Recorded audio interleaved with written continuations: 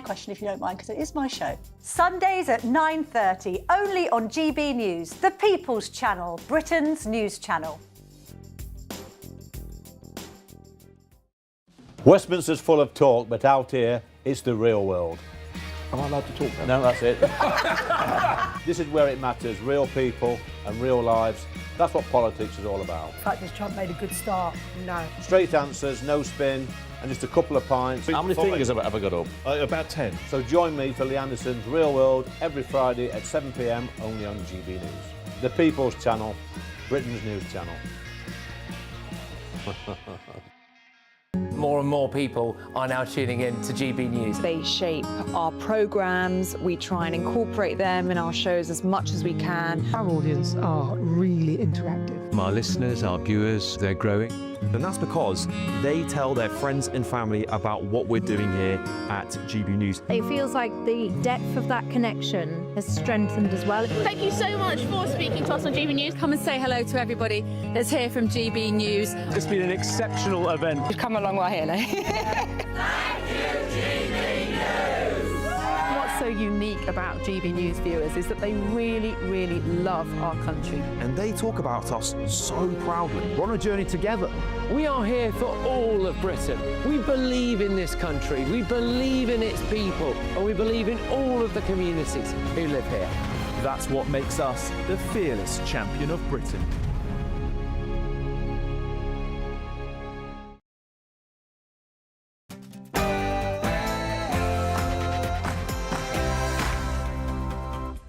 Good morning to you. 9 o'clock on Monday, the 1st of June, live across the UK, Britain's Newsroom with Andrew Pearce and Miriam Cates.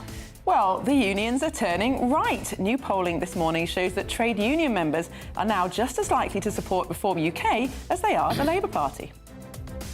What he has done to me, I think will take me a very, very long time to recover from. And continuing to wallow in self-pity, Scotland's former First Minister, Nicola Sturgeon, says she's serving a sentence for a crime she did not commit, claiming she knew nothing about a £120,000 motorhome bought by her ex-husband Peter Murrell, which was on her mother-in-law's drive for 2 years. She thought it was the neighbours. And a breakthrough cancer pill. A daily treatment could double the chance of survival for pancreatic cancer. We'll have all the details. And more pain for pensioners. The Chancellor's raid on pensions will leave almost 3 million workers poorer in retirement. And welfare checks are going to be weakened. Britain's benefit system is buckling under a mental health backlog. We are carefully assessing the material for whether any of it may be prejudicial to national security or international relations, and the government is committed to referring this material to the Intelligence and Security Committee. It's being billed as one of the biggest ever release of documents into Parliament, and they are relating to Peter Mandelton's appointment as the UK ambassador to the US. They'll be in the public domain today. And Vikram Digwa will be sentenced today for killing 18-year-old student Henry Novak with a Sikh ceremonial knife last December.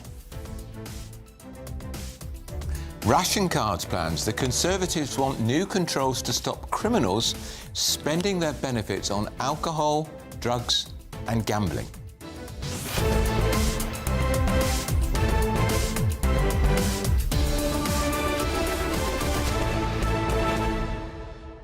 It's a scandal that won't go away. Yes, it never ends. He's been out of a job since November. We've had one load of documents released, 1,000 more documents. A lot of them, Miriam, are going to relate to his time as ambassador. They'll show how he was telling ministers how to do their job. I'm almost certain there'll be lots of disparaging exchanges between Mandelson and ministers about the Prime Minister, yes, who put him in the job in the first place. And the long and short of it is going to be hugely embarrassing for Sir Keir Starmer. So, and I think The Sun are saying that, the Sun newspaper is saying that there's nothing criminal potentially in the release today, but lots of hugely embarrassing messages. And of course, if anybody thinks about having all their private WhatsApp messages exposed, It's not a very nice thing to imagine. You can see why a lot of these ministers have been very keen to try and keep these messages out of the public domain. But it does show the change that there's been in politics as a result of this ability to message people constantly. I wonder how many ministers have got their disappearing messages turned on now. Well, apparently Manson had his on, but others didn't. Others didn't. And it'll be quite interesting to see for Wes Streeting, who is no longer in the cabinet, but is running his leadership campaign, whatever. He was very close to Peter Mandelson, good mates of Peter Mandelson, has deleted all sorts of photographs from Peter Mandelson. What's the betting he's in there? There'll be more embarrassment for him. That's true. Well, we'd love to know what you think. Send your views and post your comments by visiting gbnews.com/your say. But first, here's your 60-second news update with Sophia Wensler.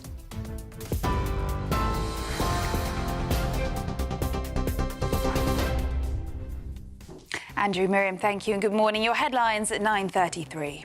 As you've been hearing, hundreds of documents relating to the appointment of Lord Peter Mandelson as ambassador to the US are expected to be published today. Mandelson was sacked last year after the emergence of new revelations about his links to the late convicted sex offender Jeffrey Epstein. The US has revealed it struck Iranian military sites over the weekend, while Tehran said it responded by targeting an American base. The strikes mark the latest exchange between the two sides after negotiations on a peace deal failed to move forward over the weekend. A 13-year-old girl has died after being rescued from a river in North Yorkshire. It takes the believed number of deaths in open water to 17 during the heatwave. Plans for a single patient record for the NHS in England will be debated for the first time by MPs today. It's in a move that could lead to 20,000 fewer A&E visits. The aim is to combine GP, hospital and social care data so patients don't have to waste time by repeating their medical history. Childline counselling sessions for children questioning their gender identity has gone up by a fifth year-on-year, according to the NSPCC. Those are the latest GB News headlines. More news at the top of the hour. Tune in to GB News Radio wherever you are. Online, on DAB digital radio, on TuneIn, on Radio Player, on Nation Player and on your smart speaker. Just say, play GB News.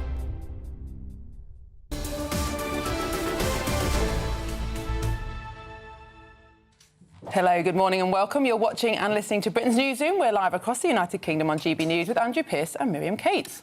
Well, this is extraordinary polling. It's on the front page of the Times today. It shows that Reform UK, an insurgent party, frankly, a new party, is now as popular amongst trade union members as the Labour Party, which basically is the party of the trade unionists. Extraordinary. Well, Nigel Farage's party has beat Labour among members of Unite and the GMB, which are Labour's biggest and second biggest union donors, respectively. So has Labour officially lost the working class? Andrew, there's all sorts of explanations for this in the Times newspaper, which I think commissioned the polling, talking about the winter fuel allowance and things like that. And I'm sure that's partly to do with it. But I wonder if actually the problem here is that the Labour Party has become very kind of progressive and metropolitan and urban and concerned with things like diversity and trans rights. And that's the last thing that people in traditionally industrial, factory kind of heartlands are concerned about. When you get ministers struggling to define a woman, struggling to define a man, a classic, I was at a National Trust building at the weekend, at the home of Rudyard Kipling. Fabulous. Which one's that? It's in Sussex, and it's it comes to the name. And the woman has said to me, "What was your gender?" And I said, "What, on the way into the National Trust property?" Yeah, because I was ticking the gift aid, and I said, "Do you really have to ask that?" That's extraordinary. She said, "We do," and I thought that's how. These politicians have lost the working class. Yeah, lost the working class. Because I just looked at her absolutely gobsmacked and I said, well, I think you can probably work out I missed. He said, I'm so sorry. But it's absurd. It is absurd. When I was standing for election in 2019 in Penistone and Stocksbridge, which was my constituency, there's big steelworks in Stocksbridge. So obviously, lots of union activity. And I remember after the election, and most steelworkers actually voted, or they say voted for Boris in that election. Yeah. After the election, I met some of the local union representatives, and one of them kind of whispered to me. He said, "Oh, I had a full load of Labour leaflets in the boot of my car that I was told by the union to deliver. And do you know what I did with them? I said no. He said, I put them in a skip. And that was in 2019. They'd already lost those people. And obviously those people gave Boris a chance. He let them down. And now they've moved to reform. I don't think it's about the winter fuel allowance at all. I think it's much deeper than that. The house I was at that weekend, of course, it's Bateman's in Sussex. And look, the volunteers at the National Trust were lovely and wonderful. And I feel they were probably embarrassed. But, I mean, for God's sake, asking a man in his 60s, what is your agenda? How did it come to this? So what you have to do to get to scone with jam and cream these days? Well, let's talk to the man who knows more about politics than anybody on this planet, well, certainly this planet of the UK. That's Sir John Curtis, Polster Professor of Politics at Strathclyde University. Sir John, this is a pretty... we keep using some exaggerated words, but a pretty seismic moment for the Labour Party, I would argue, that Reform are now level pegging with Labour amongst trade union members. This is a poll of trade union members and activists, and Reform level pegging. And with two of the biggest unions, in fact, they're ahead. Let's unpack a couple of things here, Andrew. Oh, by the way, I'm not sure the National Trust, venerable institution it is, has necessarily been regarded as a particularly working class institution. But anyway, so point one we need to unpack. The days when trade unionists are predominantly working class have long since been over. If you want to think, for example, at the moment, what is the face, the most public face of what many people some people might regard as being militant unionism, it is junior doctors, a middle-class public sector profession. This is now the heart of the trade union movement. So I think insofar as the report of the Times kind of elides trade unionists with the working class, I think it's frankly quite a little bit out of date in its picture of British society. Secondly, it has long been evident that the connection between class and voting either Labour or Conservative has disappeared. Now, in the case of the Labour Party, this is a story with various elements to it. In part, it goes back to Tony Blair and New Labour. The attempt by Tony Blair to try and acquire middle-class support, not least because as a society we are now a majority middle-class society, and he was recognising demographic reality. But that effort meant that the perception of the Labour Party as being a party that particularly promoted the interests of the working class, that was significantly eroded during that period. So that's part of the story. It's the way in which Labour's image changed under Blair. The second part of the story takes us to Brexit. When the Labour Party opted to take the stance, which is in a sense predominantly against being outside the European Union, it was pursuing a policy that was, or a stance that was more popular amongst university graduates and therefore middle-class folk than it was amongst some of Labour's more traditional working-class support. But equally, conversely, the Conservative Party, when it opted to pursue Brexit, also pursued a policy that was more popular amongst those who don't normally support the Conservatives and less popular those who did. Therefore, by 2019, as a result of these two things, it was already the case that working class people were no more likely to vote Labour than were middle class people. And despite Keir Starmer's best efforts between 2019 and 2024 to reconnect with working class Leave voters, that did not have any discernible impact. And therefore, in 2024 again, working class people were no more likely to vote Labour than were middle class equal. But the same is true of the Conservatives. And yes, it's already true by 2024 that the party that, relatively speaking at least, i.e. where amongst which groups does it get more support rather than less support, Reform support was already clearly concentrated more amongst working class voters. Now, the other thing then we have to bear in mind in this, there has been a seismic shift across the whole of our society in the level of support for both Reform and Labour since the 2024 election. So Reform in the polls at the moment are up by 12 points as to where they were in the 2024 election. Labour are down by about 16 points. What this poll is essentially finding is, for more or less, maybe just slightly more, that movement being reflected amongst union members. That's probably not something that we should be surprised about. And the fact that amongst union members, Labour is still at least neck and neck with Reform means that, relatively speaking, at least around its current very low share of 19%, Labour is still rather more popular amongst folk who are members of a trade union than those who are not. So, John, do you think there's a difference, though, between what you might call old-fashioned industrial workers' trade unions, unions that represent the steel industry, rail industry, and the public sector unions that have certainly become a lot more powerful in recent years, representing doctors, as you mentioned, the civil service? Would you say that the politics of those two different types of unions are actually quite different?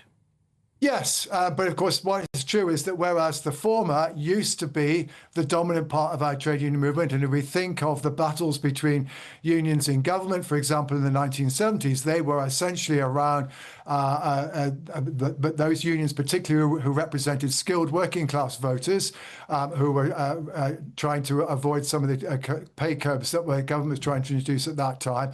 Now, yes, as you already indicated, basically public sector folk in what we would normally regard as middle-class jobs, these are now the predominant aspect of most of our trade union activity, and the unions that represent skilled working-class voters, like some of them you've just mentioned, are now very much a minority of the trade union movement. Can I just ask, Sir John, before we let you go, if the Labour leadership was to change, and it was to change perhaps in the form of Mr Andy Burnham, would that transform the polling generally for Labour, and particularly perhaps with the trade unions we're talking about? Well, there was a poll done for the iPaper over the weekend by BMG Research, which did do what pollsters have to do on these occasions, to ask people, how do you think you would vote if Andy Burnham were to become leader of the Labour Party? Well, it added about a couple of points to Labour's tally. It's not clear that on its own, even despite the fact that Mr Burnham is undoubtedly much more popular than the current Prime Minister, that on its own is going to transform Labour's fortunes. The question is, if Mr Burnham does become Prime Minister, does he, A, prove to be more effective at the day-to-day job of being Prime Minister than the current incumbent? And secondly, is he proving to be a better communicator? It's on that it would rest if indeed Mr Burnham does become the new Prime Minister. All right, that's Sir John Curtis, Professor of Politics at the University of Strathclyde. Always good to talk to you. That's very interesting. I saw that poll at the weekend. Not much of a bounce, really. No. When you think when Gordon Brown took over from Blair, there was a bounce, and of course he didn't cash in with an early election, and always regretted it. Yep. Was called for it, and it went downhill ever since. And then in 2010, he was out. Yeah, I wonder if Burnham will be remembering that. There are rumours that he'd consider a snap election. And he will be having Gordon Brown whispering sweet nothings in his ear. Yeah, I'm sure. I wonder with the unions issue as well, that actually the people in trade unions are people who are working. Yeah. And they're watching the number of people on benefits grow and see the fact that it's harder and harder to make more money working than it is on benefits. And actually they see Labour perhaps now as the party of benefits. We're going to be talking about this more later. Well, and that's partly, again, why they've lost their confidence. And we know that last year there was an attempt by the Labour government to cut the benefits bill, particularly in the form of personal independence payments. They backed off $5 billion, and now we're reading, we're going to be talking about it later in the programme, they're thinking of making it easier. Yeah, absolutely. Easier to claim the money. I mean, well, I don't think that's going to improve Keir Starmer's popularity. No, but still ahead. We're going to be talking to a former Chancellor of the Exchequer, Sir Jeremy Hunt, who will say why he thinks, he's a Conservative, or allegedly, thinks Britain can no longer afford the triple lock on pensions. But coming up next, find out why it's going to get a whole lot easier for people to claim their personal independence payments going forward. But first, if you want some of the holiday sun, because the sun here appears to be vanishing a bit, here's the forecast for Europe.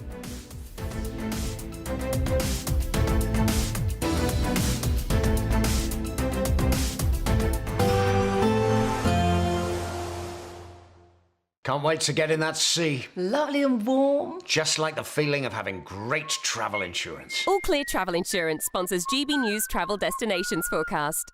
Hello, here's your latest holiday sun forecast brought to you by the Met Office. We'll see some cloud across western parts of the Mediterranean. Next few days, showers towards the north and east, but warm in the sunshine elsewhere.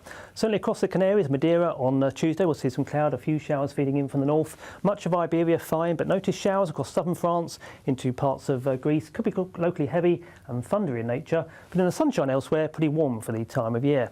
Certainly over the next few days, further showers towards the north and east, but staying warm in the sunshine elsewhere. All Clear Travel Insurance sponsors GB News Travel Destinations Forecast.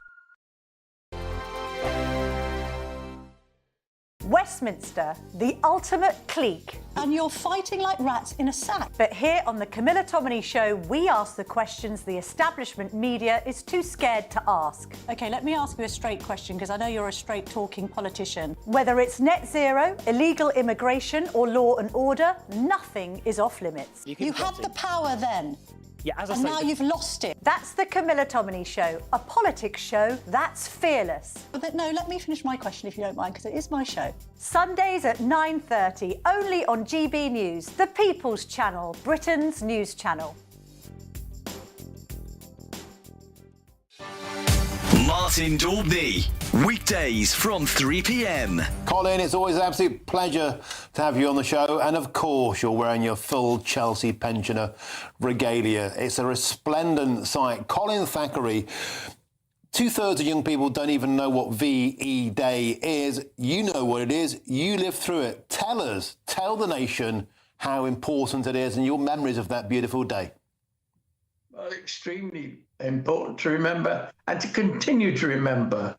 It means obviously victory in Europe, and it was a great day because everybody was happy, and we all lived through 5 years of war, and it was a smashing time.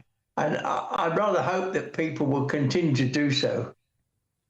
Do you think the problem now, Colin, is we've got a younger generation who are taught badly, and they're taught often to be ashamed of British history. We talk about slavery, the evils of empire, yet we don't celebrate the genuine heroism of VE Day and people like yourself. Yeah, it's a shame. 2 years ago, we were in Korea. We went across for a revisit, and I hadn't seen the place for 70 years.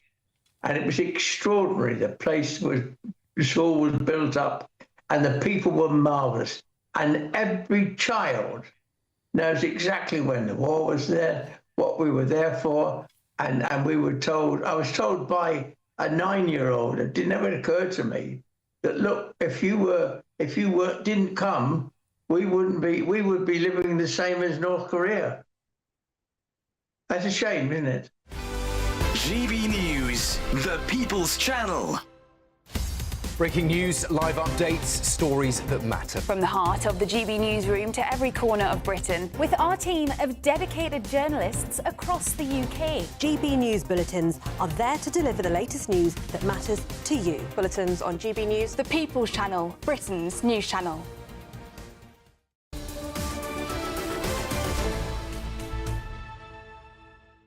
It's 10 minutes to 10 and you're watching Britain's Newsroom on GB News. Sir Keir Starmer, funny this, has been criticised for watering down checks on benefit claimants as the welfare system risks collapsing under a record backlog of mental health cases. Well, the number of people claiming personal independence payments is now costing taxpayers £26 billion a year, and that's a figure that is expected to skyrocket. Let's talk about this to William Yarwood, who's Campaigns Director at the Taxpayers Alliance.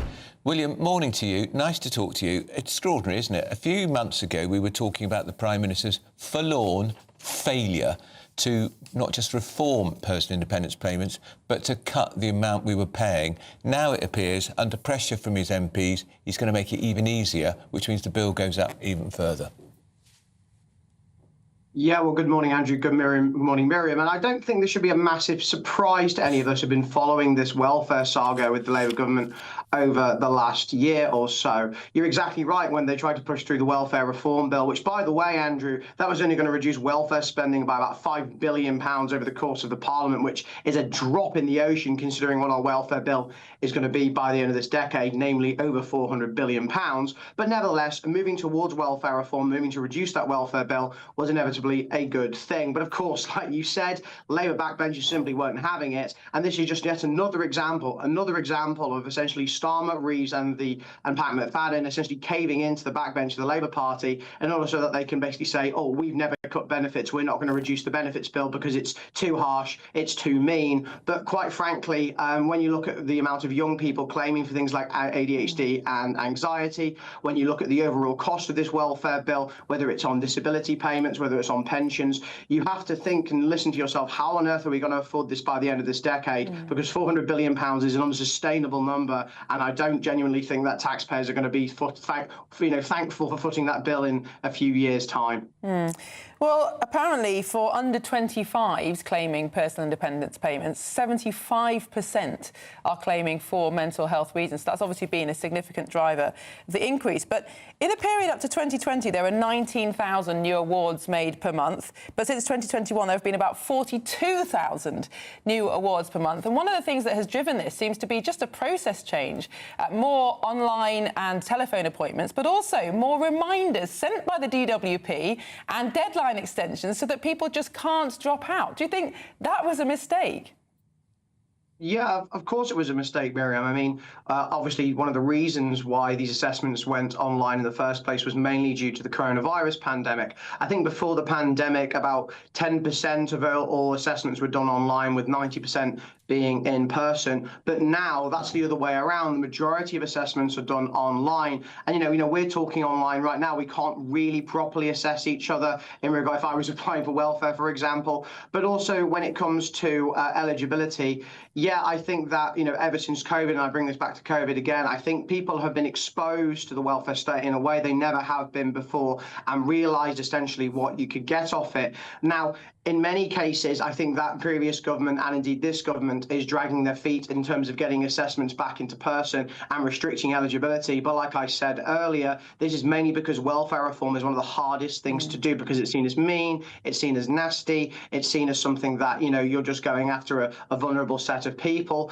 But quite frankly, you know, we have to be thinking about taxpayers in all of this. We have to be thinking about the overall cost and the overall increase in the bill. And also we have to be thinking, especially in regards to youth unemployment and young people, we have to be thinking about, is it right for Britain to have so many young people unemployed, so many people not in education, employment or training, and is it right that so many of them are claiming PIP? Indeed. And do you think also there's a case for just ending the payment of mental health benefits, particularly for young people, not offering no support whatsoever, but essentially decoupling mental health from physical health, as we did in the past? Yeah, I think so. I think that was one of the biggest mistakes of one of the last Conservative governments, is making an equalisation between mental health and physical health. I understand why it was done, but like a lot of things, it had unintended consequences, which we are now dealing with in the modern day. I mean, just for a really depressing stat for you, I think the Milburn review and this story revealed that there's about 400,000 young people on PIP, 16 to 24-year-olds, and by the beginning of 2030s, that could be upwards of 700,000 16 to 24-year-olds. How on earth is that going to be sustainable for the long-term future of the economy? And how on earth is that good for so many young people in this country who are essentially just being left on the scrap heap and not given opportunity, not given prosperity, and not given essentially, you know, a life to some extent, because these people are just deciding to, you know, clock out entirely. And there's a part of me, being a young person myself, that doesn't really blame them. I mean, you look at the lack of economic growth, the lack of house building, the fact that tax burden is reaching a record high. You know, people think, you know, either I'll just move abroad or I'll just go on welfare. So I think that, you know, Conservative and Labour governments of past and present have done a lot of harm to this section, and they actually need to take responsibility for it. Fascinating. William, thank you for that. It's William Yarwood, who's Campaigns Director at Taxpayers Alliance. What a thoroughly depressing projection. It really is. Nearly doubling. It really is. And I think it just is too easy to claim. Of course, people who desperately need help should be able to get it. That doesn't mean it should be easy. And if you keep reminding people to fill in their form, if you keep giving them extensions, if you keep telling them what to say to be able to claim, then why should we be surprised when their claims go up? It's just human nature. I'm sorry, I just don't accept the basis of this explosion in the number of people who claim to be suffering from mental health. I just don't accept it. No, indeed. Well, plenty more to come on Britain's Newsroom. Scotland's former First Minister claims she knew nothing about that camper van bought by her ex-husband, Peter Murrell. Even though it was on her mother-in-law's drive for 2 years. This is Britain's Newsroom, Britain's favourite morning show on GB News.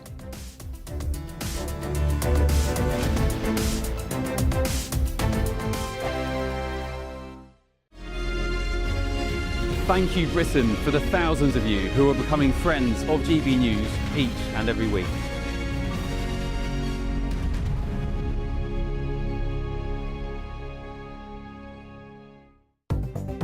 Good morning, this is the latest AI travel news from GBnews.com. The A9 southbound at Petterdon is partially blocked due to a traffic incident. Britannia Bridge on the A55 has a reduced speed limit of 30 miles per hour in both directions until further notice. There is a serious collision closing all lanes northbound on the A19 at Stockton-on-Tees near the junction with the A689, causing delays of around 1 hour. Meanwhile, on the M25 anti-clockwise, a broken-down vehicle is blocking one of 2 lanes on the exit slip at Junction 3. And on the trains, there is disruption on the Elizabeth line between London Paddington and Reading, and widespread delays on Great Western Railway routes. For more travel news, go to gbnews.com.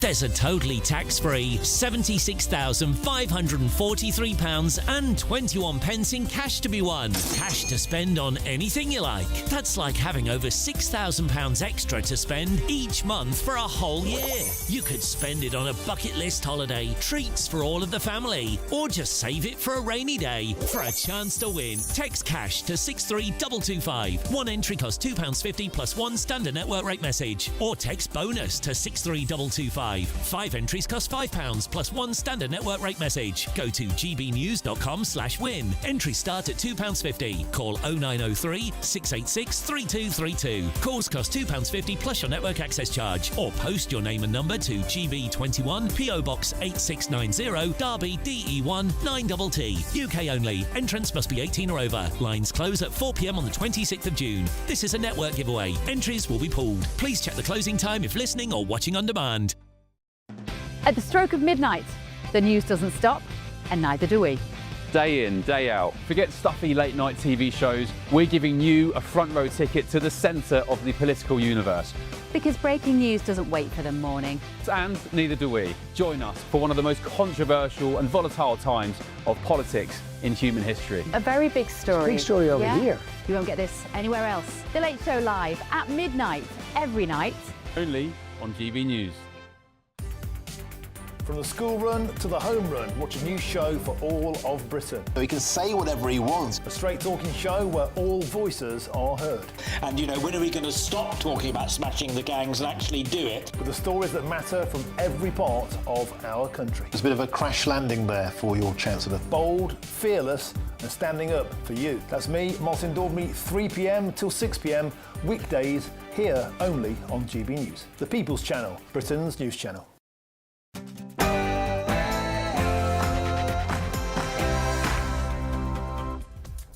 Good morning, it's 10 o'clock on Monday the 1st of June. We're live across the United Kingdom. This is Britain's Newsroom with Andrew Pearce and Miriam Cates. Unions turn right. New polling this morning shows trade union members are now as likely to support Reform UK as they are the Labour Party. And what he has done to me, I think will take me a very, very long time to recover from.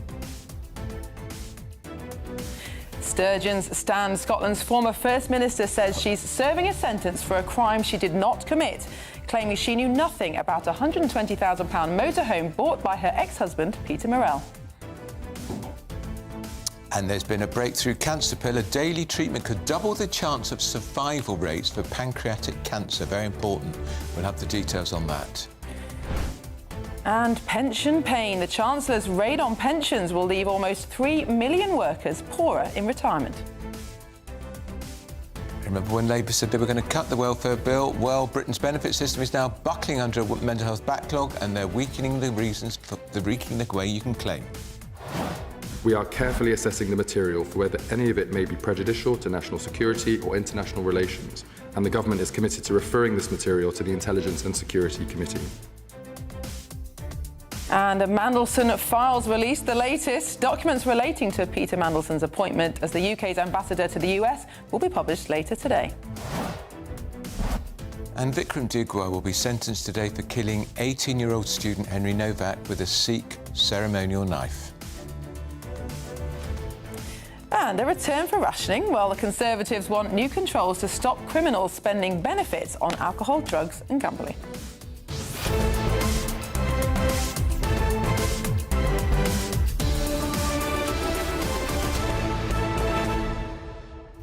Andrew, the Conservatives want to stop people with criminal records from spending their benefits money on certain things. And I remember a discussion in the COVID pandemic, actually. Do you remember the government gave out meal vouchers, supermarket vouchers to families whose children were normally on free school meals, but obviously weren't at school because of the lockdown?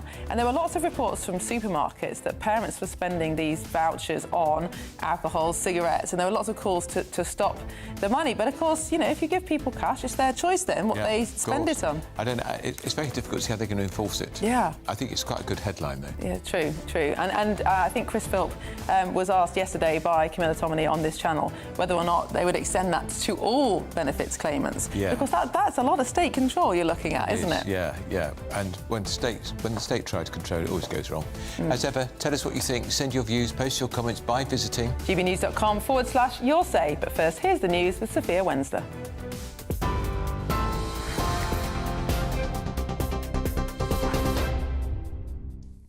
Andrew, Miriam, thank you and good morning. Your headlines at 10 o'clock. Hundreds of documents relating to the appointment of Lord Peter Mandelson as ambassador to the US are expected to be published today. The release, said to be the second largest publication to the House of Commons in history, is a second tranche of documents on the peer's appointment.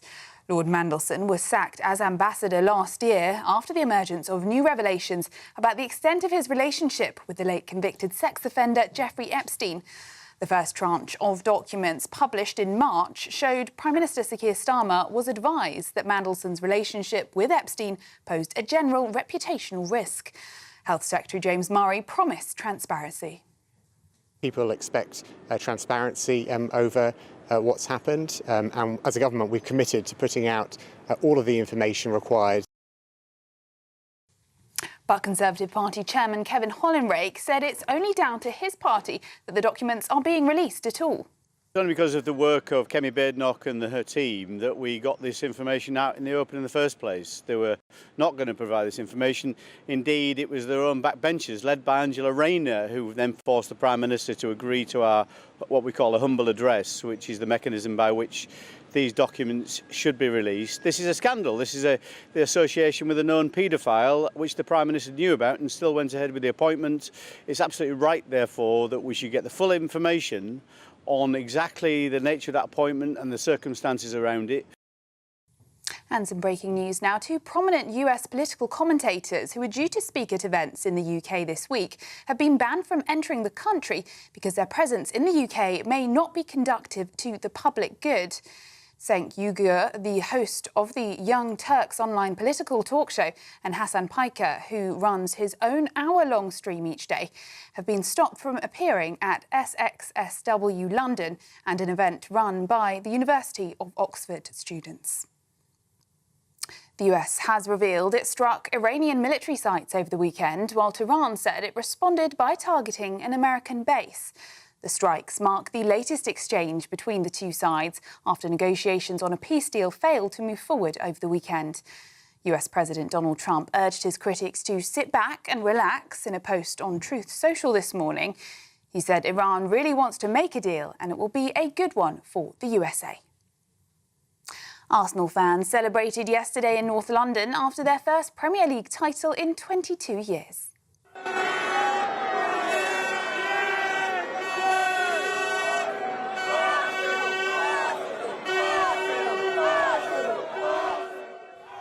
Up to 1 million supporters are thought to have turned out to the victory parade, but some disorder led to a stabbing, arrests and police being granted extra powers. 16 arrests were made at the parade and after party. The Met Police said 6 people were detained on suspicion of assaulting officers. A girl has died and a boy is missing after going into a river as the water-related death toll reaches 15 following a heatwave. A 13-year-old girl was reported missing at 6:30 at the River Wharf near Barnsell and was rescued a short time later and taken to hospital yesterday, but it was sadly confirmed that she had died. While South Yorkshire Police said their search has entered a second day for an 11-year-old boy who entered the River Don on Saturday and has not been seen since. Plans for a single patient record for the NHS in England will be debated for the first time by MPs today. It's in a move that could lead to 20,000 fewer A&E visits. The aim is to join up the fragmented system by combining GP, hospital and social care data so patients don't have to waste time by repeating their medical history unnecessarily at appointments. Meanwhile, a new daily pill is being described as a game changer for pancreatic cancer. The new drug has reportedly doubled survival times for patients with the deadliest major cancer in a trial, giving them 6 months longer than those on chemo. It helps prevent the spread of cancer by locking onto and shutting off the mutated KRAS gene, which is more than 90% of pancreatic tumours and spurs cancer growth. The Conservatives plan to stop thousands of criminals spending their benefits on alcohol and gambling by introducing a new ration card modelled on those given to asylum seekers. The party wants to reduce Britain's ballooning welfare bill by issuing criminal claimants with a preloaded card with benefit funds which could not be used for gambling, alcohol or cash withdrawals. The Shadow Home Secretary Chris Philp said that up to 130,000 criminals a year could be issued with the card. Rugby league legend John Kerr has died suddenly a day after commentating on the Challenge Cup final. Kerr, who was 71, was a former England, Wales and two-time Challenge Cup winning coach. Those are the latest GB News headlines. Now it's time for the finance. Taking the ups and downs in our stride. Stilts Home Lifts sponsors the GB News Finance Report. And here's a quick snapshot of today's markets. The pound will buy you $1.3472 US and 1.1558 euros. The price of gold is £3,339 per ounce, and the FTSE 100's at 10,380 points. GB News Finance Report, brought to you by Stilts Home Lifts.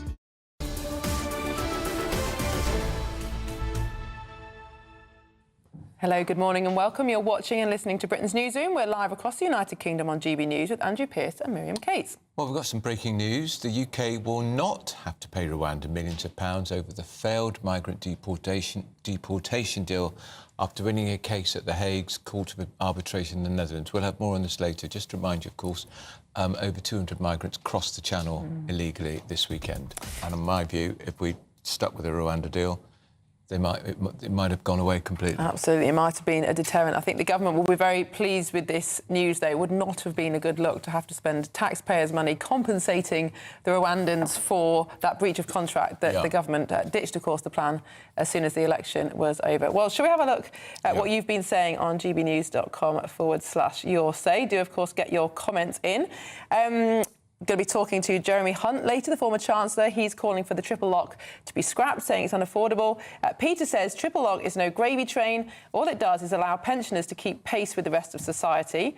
But another friend says taxpayers are quickly becoming the most vulnerable in society. Something must be done to reduce the welfare bill. Well, you can't have both. I expect that's what Jeremy Hunt is going to say. And, of course, the problem with the triple lock is that it doesn't allow pensioners to keep pace. It actually goes above and beyond because it doesn't just stick with inflation. It goes up with the highest of inflation, wages, and 2.5%, which means it goes up more than wages each year. So I think that's probably what Jeremy Hunt's going to be questioning. He, of course, was in part of the cabinet, which I'm sure he was part of the cabinet which agreed to triple lock in the first place. He'd been health secretary or culture secretary. I don't think he was back in 2010, but he was certainly health secretary and foreign. He was a cabinet minister for the entirety of the last government. Yeah. I think he was probably. In fact, I think he was only elected in 2010, actually. No, 2005. Was it? I'm going to check. Well, we can ask him not too long. Well, let's move on now. New polling this morning shows Reform UK is as popular as Labour amongst the trade union members. And Nigel Farage's party has beat Labour amongst members of the Unite and the GMB unions, which are Labour's biggest and second biggest donors, respectively. So we're asking, has Labour lost the working class? Well, let's talk to GB News chief political correspondent Catherine Forster, who joins us. Pretty significant numbers, Catherine. Yeah, it's quite something, this survey of 1,000 union members, because it puts Labour and Reform neck and neck on 28% each. Now, Labour have lost 20 points since 2024 and Reform have gone up 12. It's worth saying that in the same poll, in a head-to-head between Labour and Reform, Labour gets 51 and Reform gets 36. But look, the unions have been pretty fed up with the Labour Party since they came in. They had all these expectations they feel haven't been met. Sharon Graham of Unite, very vociferous in her disapproval. She says that this is... I can't read my own writing, damning, but not surprising. Yes. Gary Smith of GMB takes a pop at Reform and says that they are not the friends of the workers. But the unions are cross about things like the cut in winter fuel allowance, which of course they had to U-turn on, the attempted cuts in the welfare budget, which again, they had to U-turn on, and also the green energy policies, which mean that there are job losses in oil and gas and the jobs are not there to replace them. And you've got a Labour government turning its face against drilling in the North Sea, jobs bonanza in the North Sea for the east of Scotland, and Labour against, although we see Wes Streeting has had yet another Damascene conversion, the female secretary, he's now in favour of that as well. It does sound like change is afoot there, doesn't it? Because increasingly, Ed Miliband is digging in, isn't he? But increasingly, the consensus seems to be growing that, yes, of course, we've got to move to clean fuels, but why not use our own fossil fuels reserves rather than shipping them from countries halfway around the world? How is that advantageous? Well, at least it would make money for the taxpayer. And we know that, Catherine, in the last few weeks, the Prime Minister set his face against convention here. He says, yes, we will be taking stuff from Russia. Russia. Yeah.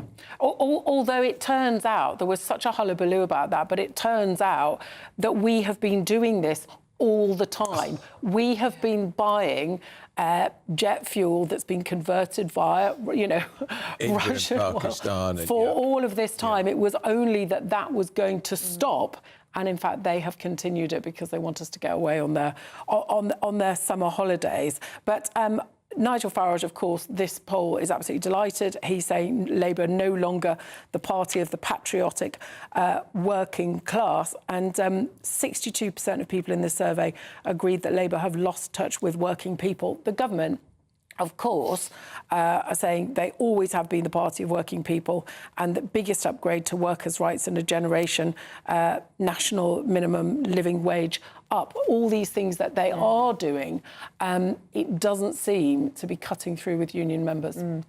But we had, Catherine, earlier on in the programme, Sir John Curtis, the veteran pollster, saying that actually Labour lost the working class a long time ago. I remember it in 2019, lots of steelworkers in my then constituency voting for Boris Johnson because they'd fed up with the kind of metropolitan focus of Labour. But even going back to Brexit, really, in 2016, that was when the left, the progressive left, lost those traditional working class backgrounds. I mean, this poll is new, but really the realignment is nothing new, is it? I think the direction of travel, I mean, you could say from Tony Blair onwards, and Labour increasingly affluent people, educated people. But I think what's different is that in those working class strongholds like Wales, that's where I was for those bombshell elections, Labour literally wiped off the face of Wales. If you look at a map now of Wales, you've got Plaid Cymru in the west, Reform in the east. These strongholds where the Labour Party just assumed that those votes were there because who else were they going to vote for? Those votes seem to have gone, and it's not at all clear that they're going to be coming back for them. Very interesting. And of course, also, the trade unions have been a very important source of money, resources for the trade unions. Millions and millions and millions over the years. And if that starts to change, that could materially affect Labour's ability to fight a proper election. Yes. I mean, I think Unite, the biggest source of funding, and Sharon Graham has been so critical of the government and the Prime Minister in particular. Now, OK, the Prime Minister might change. We don't know who might become Prime Minister, but there's various people making noises about we've got to be the party to represent the working class. But you have to wonder if it's too late. Indeed. Well, Catherine Forster, thank you so much. See you later on in the programme, I'm sure. Well, it's time now for our Great British Giveaway. There's still plenty of time to grab your chance to win an incredible £76,543.21 in tax-free cash that you could spend this summer. Here's how you do it. This year, your summer could be sensational, as we're giving you the chance to win a simply stunning £76,543.21 in tax-free cash. That's cash that could go towards family treats, spectacular summer days out, or give you the chance to chill out and relax somewhere like here, the Imperial Island Resort in Paphos. You really could be our next big winner with a whopping £76,543.21 in your bank. Just make sure you don't miss out as lines close on the 26th of June. For a chance to win £76,543.21 in tax-free cash, text cash to 63225. One entry costs £2.50 plus one standard network rate message. Or text bonus to 63225. 5 entries cost £5 plus one standard network rate message. Go to gbnews.com/win. Entries start at £2.50. Call 0903 686 3232. Calls cost £2.50 plus your network access charge. Or post your name and number to GB21 PO Box 8690 Derby DE1 9TT. UK only. Entrance must be 18 or over. Lines close at 4 p.m. on the 26th of June. This is a network giveaway. Entries will be pooled. Please check the closing time if listening or watching on demand. Good luck. Well, coming up next, it's set to be a very bleak week in Westminster as a huge tranche of files will be released today over the appointment of Lord Mandelson as US Ambassador. Well, bleak for Keir Starmer anyway. Yeah, we could be a good distraction, who knows? Yeah, we're going to go through that and more with our panellists today, Matthew Torbett and Annunciata Rees-Mogg. There they are. This is Britain's Newsroom on GB News. Do you trust what you're being told? Good, because neither do I. Those are just facts. I'm Alex Armstrong, and on my show, we'll expose the spin. Well, I want to answer that, because you didn't let me last time, because you always speak over me. The broken promises. To deny that is denying the truth. And the hypocrisy. Needs to stop. You think we can allow? Politics, policy, Parliament. Nothing is off limits. No sugarcoating, no fear of offence, just the truth laid bare. Tune in every Saturday and Sunday at 9 p.m. for Alex Armstrong Tonight, only on GB News, Britain's news channel. 5 hosts, 5 opinions, 5 fearless debates, 5 unfiltered takes on the day's news. 5 reasons not to be anywhere else on Saturday night. This is the Saturday 5. You got me. You got me good there. Britain's biggest Saturday night TV show. It's not a bad brand. Yeah. Uncensored. Very, very racy tonight on the unpredictable. What did she say? Can you translate it for us? And always entertaining. And how can a country go from being led by William Wallace to Saturday nights from 6 p.m. only on GB News. The People's Channel. Britain's news channel. You're going to want to stay tuned, trust me. Join me, Nana Akwe, for an informative, interactive news programme with a difference. It's fun. No, he didn't say that, Dave. I'm so surprised. I think there's an element of truth to that. Join me from 3 p.m. every weekend, only on GB News, Britain's news channel.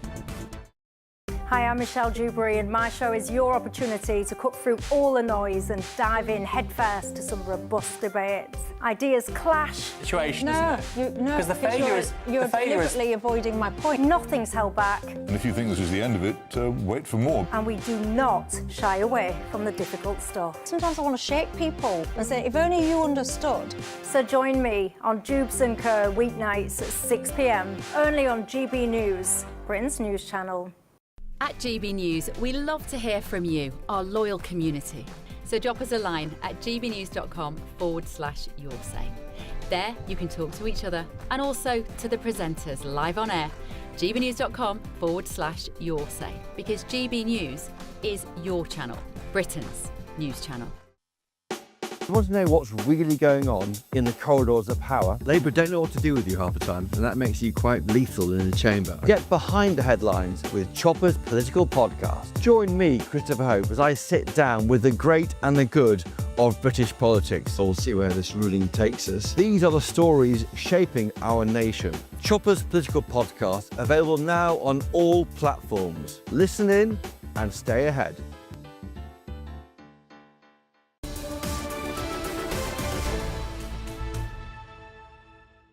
Good morning. It's 21 minutes past 10. You're watching and listening to Britain's Newsroom on GB News with Andrew Pearce and Miriam Cates. We're joined by former MEP Annunziata Rees-Mogg and political commentator Matthew Talbot in the studio. Matthew, let's talk to you first of all, because you know Wes Streeting.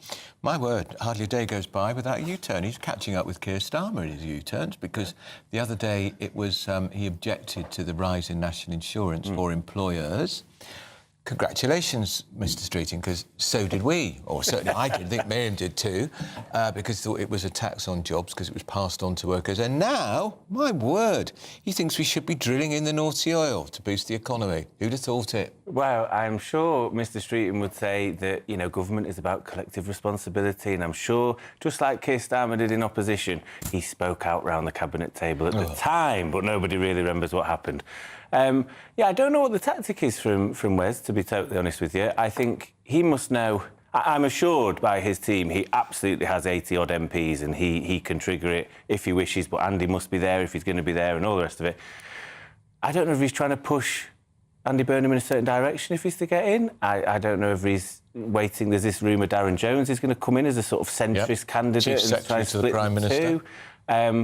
I'm not sure what he's getting at, other than, you know, the fact that there seems to be some support for the North Sea oil sort of drilling there and the idea of cheaper energy prices. But the thing is, it'd take 10 or 15 years to set up and we wouldn't see any impact immediately anyway. I wonder if he's auditioning for a job, Annunziata. I mean, should Burnham get in, he will probably win the Labour leadership race. Wes Streeting won't, but Wes Streeting will nevertheless want a senior job, maybe Chancellor. Of course he would. He's an ambitious man. But the Labour Party is so divided at the moment. I think we're really seeing it play out between the very left and Streeting on the right. I've got my left and right the wrong way around. But sorry, you're in reverse on TV. Yeah. But to reassure the party, they're going to need to have people from both in the next cabinet, whoever the leader is. More likely to be Burnham, I think, at the moment. Obviously, I think very unlikely to be Streeting, but it's all a power play. It's internal Labour games. And is he... how damaged... We don't... Manson, there's going to be a great tranche of Manson documents later, Matthew. We know that they were good mates. He's done his best to throw us off the scent by deleting photographs of him with Lord Manson, but I remember using one in the Daily Mail where he referred to Lord Manson as the Labour Lord Legend. Yeah, pretty. You've got a sick bucket behind there. Yeah, exactly. But his association with Mandelson and that whole Blair wing of the party is pretty toxic for Streeting, isn't it? Oh, yeah, he's not well liked in the Labour Party. I think Wes has his own issues with members, but I think that's not going to help matters. I think the great irony, but I don't think anyone's really mentioned it, and maybe Andy wouldn't appreciate me bringing it up. Andy Burnham was probably closer to Peter Mandelson than Wes Streeting. He served in government with Peter Mandelson for many years. Knew him fairly well. I don't know if he went to some of these infamous dinners. But I think cut all ties quite soon after, Peter Mandelson's probably first disgraced resignation, whereas for Wes Streeting and many others, he was the, I suppose, mentor for many people. So I think the talk today is that a lot of the text Wes Streeting put out there originally will be the bulk of stuff, but there may be group chats he was in where, you know, they may have been saying certain things. And I think more for the gossip mongers amongst us today, Andrew, people like me and you. So it's not going to be anything that's going to bring anybody down? No, it's just going to be embarrassing where you've got ministers who may have been loyal on the TV at the time saying things about Keir Starmer quite negatively. Saying things like he's useless, can't do quite it. Possibly, yes, quite possibly. Yeah. I think we're all pretty confident that they were saying that, not least because it's true, and all the public can see it, and the Labour cabinet can't be quite that stupid. Yeah.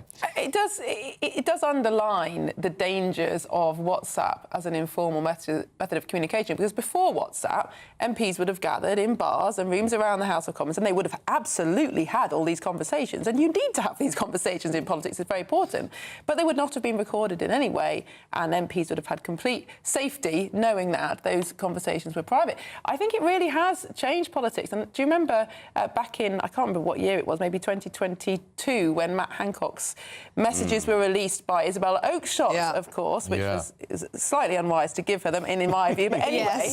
And I was one of the MPs whose messages with my whip were exposed and printed in the Telegraph, and it's a horrible, horrible feeling, even if you've done nothing wrong, to have your private thoughts exposed like that. Yeah, and inevitably in an informal chat you will say things in a way you might not if you knew it was going to be on the record and published. I believe I compared Matt Hancock with a certain German leader. Ah. Perhaps wasn't wise. Yeah, Oh, that'll dear. do it. That'll do it. But yeah, exactly. That's not how you speak when you think that Absolutely, you're and I know in you wouldn't, safety. but you are in an informal setting and you see it as more amongst friends. But these are public records and they've been called in. And actually the government is still trying to keep quite a lot of it private, saying that it would influence the police investigation. And I hope the Intelligence Committee will look into how true that actually is. On Streeting, I was very struck by his interview in the Sunday Times at the weekend where he said, listen to this, people don't understand who he is, why he wants to be Prime Minister or what his vision is. What a devastating critique of the Prime Minister by somebody who served in his cabinet for nearly 2 years. Doesn't know, people don't understand who he is, why he wants to be or what his vision is. I get that. Most people probably will share it. Well, some of us found that a lot earlier than where Streeting currently has in this moment of You're an clarity early he's had. adopter, Matthew.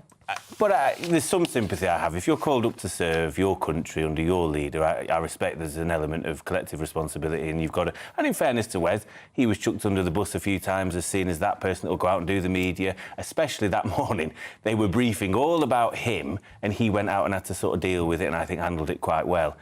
He's not wrong and I think we shouldn't mention the election that's going to be happening in a few weeks, but I think there are going to be further personal attacks from...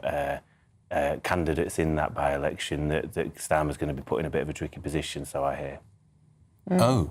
What, can you give us a bit of a clue? No, because you're going to have to read out all the people now because of perjury. That's the problem. Well, that's interesting. Well, tell us in the interval. Yes. Well, let's talk about Mandelson. This is do you think the public it's got to the point now, and Seattle, where it washes over their head, oh, well, we know he's a sleaze bag, should never have been given the job? I think it's rather more like the expenses scandal back in the day, where it tarnishes everyone in a bad light. And this is specific, obviously, to the Labour Party, that Mandelson wasn't buttering up Tories, Reformers or anyone else.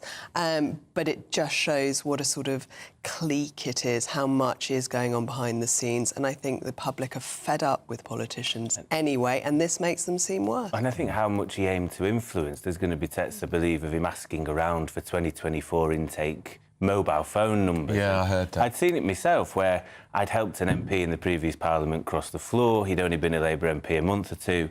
He was at a reception in Parliament Mandelson was at, and Mandelson immediately made a beeline for him and said, oh, it's you, we must sit down for dinner. And already he was maybe trying to mould that individual into how he would like him to be or whatever else. But it was all email again. I know a lot of this has come through emails.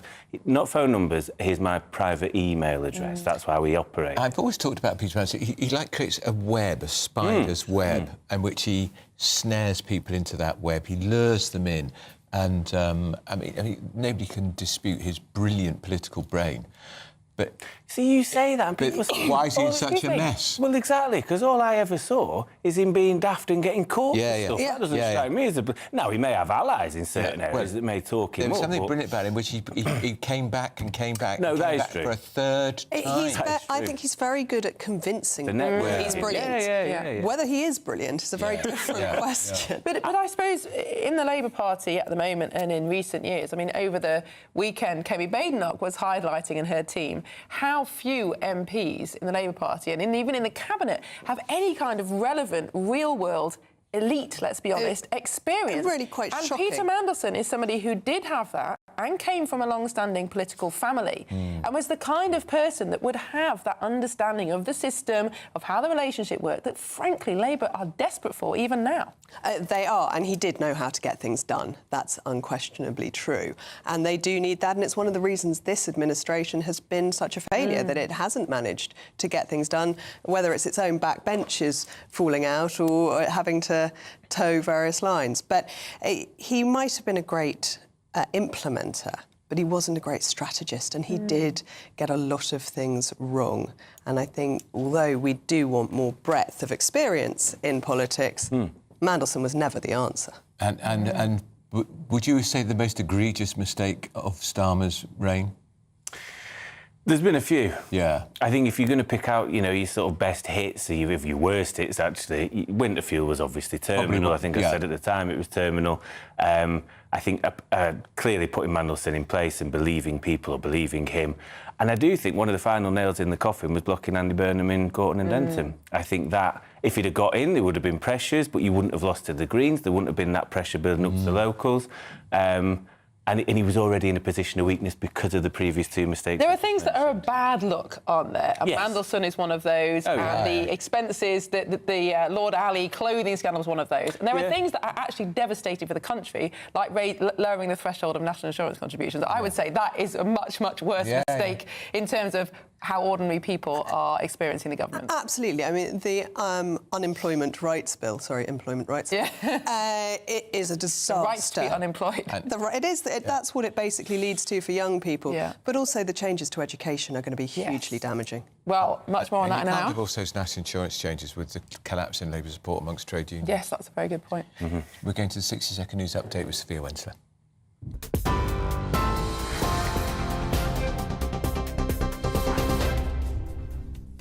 Andrew, Miriam, thank you. Your headlines at 10:32.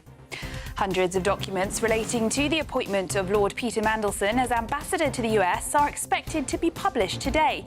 Mandelson was sacked last year after the emergence of new revelations about his links to the late convicted sex offender Jeffrey Epstein. The UK will not have to pay Rwanda millions of pounds over the failed migrant deportation deal after winning a case at The Hague's Court of Arbitration in the Netherlands. The US has revealed it struck Iranian military sites over the weekend, while Tehran said it responded by targeting an American base. The strikes mark the latest exchange between the two sides after negotiations on a peace deal failed to move forward over the weekend. A 13-year-old girl has died after being rescued from a river in North Yorkshire. It takes the believed number of deaths in open water to 17 during the heatwave. Plans for a single patient record for the NHS in England will be debated for the first time by MPs today. It's a move that could lead to 20,000 fewer A&E visits.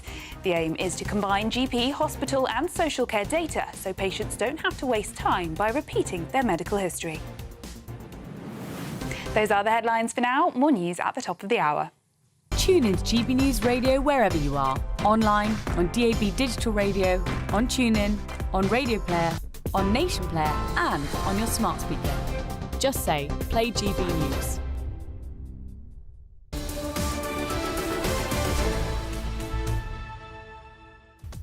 Coming up next, do you, like Andrew, have any sympathy for Nicola Sturgeon? None whatsoever. What he has done to me, I think will take me a very, very long time to recover from. Breaks your heart, doesn't it? Poor lady. I kind of feel sorry for her. I do. I knew you wouldn't. This is Britain's Newsroom, only on GB News.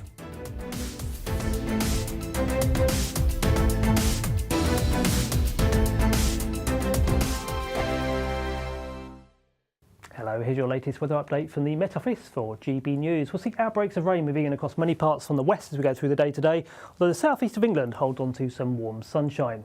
The reason for the more unsettled conditions is down to low pressure moving in from the west, and certainly as we go through the day today we'll see outbreaks of rain moving in across many northern and western spots, eventually moving into central and some southeastern parts later in the day, although it's the southeast that should stay mostly fine, certainly until later, with some sunshine turning increasingly hazy as we head into the afternoon. Temperatures are still responding to the sunshine in the southeast, up to 23 Celsius, that's 73 in Fahrenheit, whereas towards the north and west, where it's cloudier, pretty wet, certainly across those western spots and quite breezy too, feeling a little bit cooler out and about. As we head into the evening then, certainly to start the evening, a pretty wet picture there across much of Scotland, some heavy bursts of rain at times. And across Northern Ireland, it's a slightly brighter picture. We're starting to see some sunshine coming through between some showers here. Well, the heaviest of the rain likely across western parts of England and across some parts of Wales too. Could be some local flooding in places, certainly to end the day here. Whereas the far southeast just about stays dry, with that rain just starting to move in there from the west.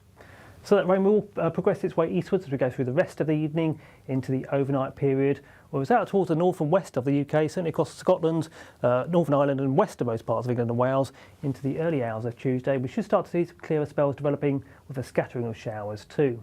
Once again, it's a pretty mild night for the time of year, temperatures holding up widely in double figures, so certainly frost-free as we go into Tuesday. For Tuesday itself, the last of the rain will slowly clear away to the east, affecting the eastern parts of England and Scotland for a time through the day, giving way elsewhere to sunshine and showers. Those showers quite heavy, particularly across England and Wales. Here we could see one or two thundery ones as we go through the day on Tuesday, accompanied by some blustery winds at times as well. Temperatures peaking at around about 20 or 21 Celsius down towards the southeast, which isn't far from where they should be for this time of the year, but cooler towards the north and west, certainly where the showers are around. Thank you, Britain, for the thousands of you who are becoming friends of GB News every week. You're not only watching and listening to our programmes, you're becoming part of them too. Good morning. This is the latest AI travel news from GBNews.com. On the A9 near Petterdon, traffic is partially blocked due to an ongoing incident. Speed restrictions continue on the A55 Britannia Bridge, enforcing a 30 miles per hour limit until further notice. Additionally, drivers on the A34 southbound should prepare for congestion causing delays of approximately 20 minutes. Meanwhile, all lanes remain closed on the M11 southbound entry slip at junction 9A in Essex following a collision. On the rail network, there are disruptions affecting the cross-country service between Birmingham New Street and Nuneaton, as well as on the Elizabeth line connecting London Paddington and Reading. For more travel news, go to gbnews.com.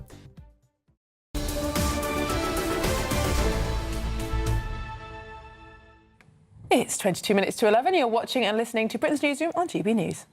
Well, Nicola Sturgeon, in her first broadcast interview since the revelation her husband has admitted embezzling £400,000 from the party she led for many years, she says she's the one serving a sentence for a crime she didn't commit. That's after her estranged husband admitted embezzling £400,000 from the Scottish National Party. So in an interview with the BBC, the former SNP leader said she would not apologise for the scandal. Take a listen. I absolutely didn't know that he was committing crimes. Because of his actions, I was subjected to a 2-year police investigation. I was exonerated. If there had been a shred of evidence that I had been complicit in this or had known about what he was doing, then I wouldn't have been cleared. But despite being cleared, I've still spent a week with having the finger of suspicion pointed at me. Yes, I'm angry, but I'm also carrying a degree of hurt and I think a degree of trauma about this whole episode. It resulted in me sitting in a police station under arrest. What he has done to me, I think will take me a very, very long time to recover from. I think it will take the SNP a lot longer. Well, certainly their bank balance. Yeah. Deputy Political Editor at the Daily Record, Chris McCall, joins us now. Chris, good morning. Thank you so much for joining us on Britain's Newsroom. Now, at the risk of taking an unpopular opinion here, can you, at least on a personal level, feel some sort of sympathy for Nicola Sturgeon and what she's been through? Well, I've been a political reporter for quite a few years in Scotland, and Nicola Sturgeon has been the dominant figure in Scottish politics for a long time. She is a formidable operator. You know, the few times that, you know, you would speak to her one-on-one, if you got close to her in an interview setting, she was always a master of detail. You know, there was no flies in her. You really had to be at the top of your game every time you spoke to Nicola Sturgeon. So the events of the last week have been, on the one hand, quite shocking. Obviously, we knew Peter Murrell was going to have his day in court, but when he still pled guilty and the ramifications of what that meant became clear, and then we had all the detail about his hundreds of thousands of pounds of purchases, it was still quite shocking. So even seasoned viewers of Scottish politics have been kind of left a bit stunned by this. And we had hoped that Nicola Sturgeon would meet the Scottish press, meet journalists in the immediate aftermath of Peter Murrell pleading guilty. That didn't happen. She put out a statement on her personal Instagram feed, and she then put out a series of statements via her lawyer, Amir Anwar. And so we were really left scrambling for reaction until she did this big set-piece interview with Laura Kuenssberg yesterday. I mean, I think what she said didn't surprise me entirely. It was kind of sticking to the statements that she put out earlier in the week. And I think some people will feel sympathy for her, but we do have some polling on this. It was put out by the Sunday Times yesterday, and they were asked whether they believed, like people, whether they believed what Nicola Sturgeon was saying in terms of her denials. And the short answer is the majority of people apparently don't. They just don't buy it. And the thing is, Chris, as you point out, a master of detail, a woman who had an iron grip on the party. She was one of 3 people who signed off the infamous accounts every year in which somehow £400,000 had gone missing. She didn't notice. She went to her mother-in-law's home. When she did notice this £125,000 mobile home, she seemed to assume it was the neighbours. Why would anybody make that assumption? Why wouldn't they just say to the mother-in-law, what's that great thing doing on your drive?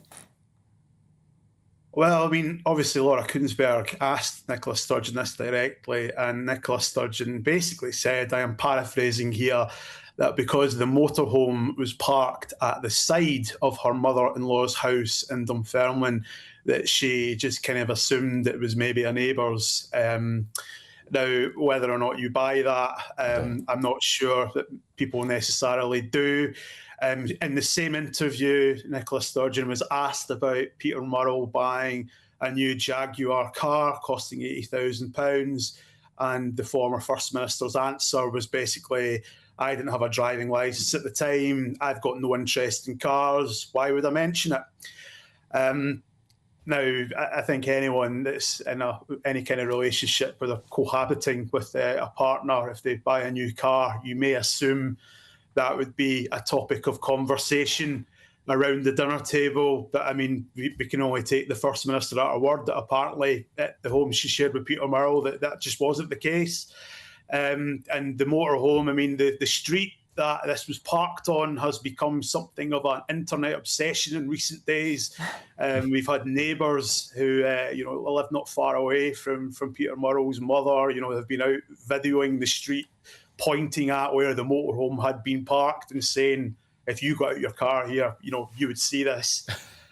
So it's just one of the great mysteries of Scottish politics, I guess. Can I ask as well, Chris, not only is she avoiding people like you, because I would have thought as the former First Minister of Scotland, as a great champion of Scottish independence, as a great champion of breaking the union, you would have thought she would have done a mea culpa interview with the Scottish press, but she seems to be running scared.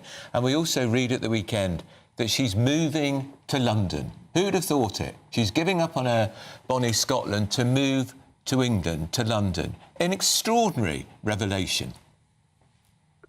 Well, she has hinted that she may have been thinking about doing such a move. So when she was promoting her memoir in August last year, she did speak of how she almost felt like Scotland had become a goldfish bowl for her. She is the single most famous woman in Scotland, and obviously with everything that's gone on with Peter Murrell, she has faced a lot of scrutiny. So she'd hinted that she may want to spend some time living elsewhere. And then, we found out yesterday through the Daily Mail that she's apparently renting a home in the UK capital, and she shared a picture on her Instagram last weekend. I think it was the day before Peter Murrell was in court, when she was out on the Grand Union Canal, a very nice sunny day in North London. Looked like she was having a very nice time. So, now Nicola Sturgeon, she's a London resident. How long that will continue for, I don't know. But I think we can take as read that, when she's staying in London, that, her campaigning for independence will probably be put on the back burner. Well, Chris McCall from the Daily Record, thank you so much for joining us this morning. Maybe Peter Murrell told her that he entered the Great British Giveaway on GB News and won the camper van. Maybe he did. We better check the records. I can't imagine they're avid GB News. I want to know what we happy. people in London have done to deserve Nicola Sturgeon. Oh, I don't know. She might bring some intrigue. I know I will be entirely unpopular for saying this, but I do have a level of sympathy for her. I think especially when she did that interview a year ago about how she had a miscarriage and had to carry on. and under all that scrutiny. I think, you know, people in public life, of course, they deserve scrutiny and criticism, but they also have private lives as well. And I think having to deal with those kind of things happening in your marriage, in your private life, at the same time as working in that kind of environment, it is tough. And I don't think it's wrong to feel sorry for people in those positions. I can't feel sorry for her. First of all, she said Boris Johnson wasn't fit to hold public office. Well, I think a lot of people agreed with that in the end. Maybe, but I mean, he had a problem with the truth. But I would say, if she didn't know all this money had gone missing, if she didn't know about that motor on her mother-in-law's drive, if she didn't know about the £81,000 Jag on her own front drive and the thousands and thousands of pounds of looted goods in her home, why didn't she? Yeah, well, why that is the didn't question. she know? Because She was I find working so that hard to believe. Maybe she didn't want to ask. Yeah. We'll never know. Well, coming up next, 3 million workers are set to be poorer in retirement. Find out when we'll feel the impact of the latest tax raid. First, though, if you want some of that holiday sun, here's a forecast of some of our top European destinations.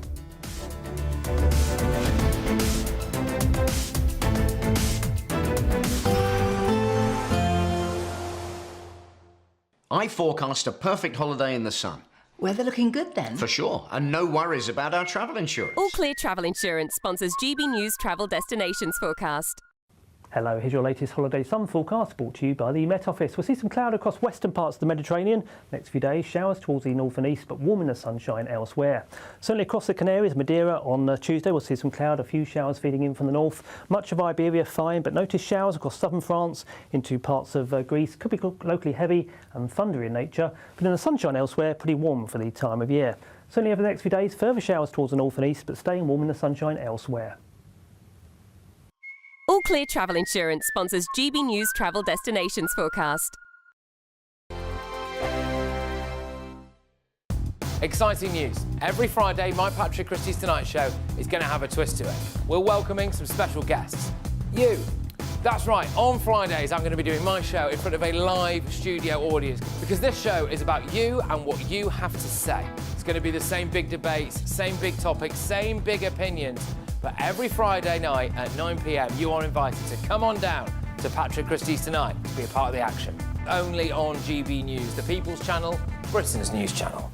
Sunday with Michael Portillo from 11, only on GB News.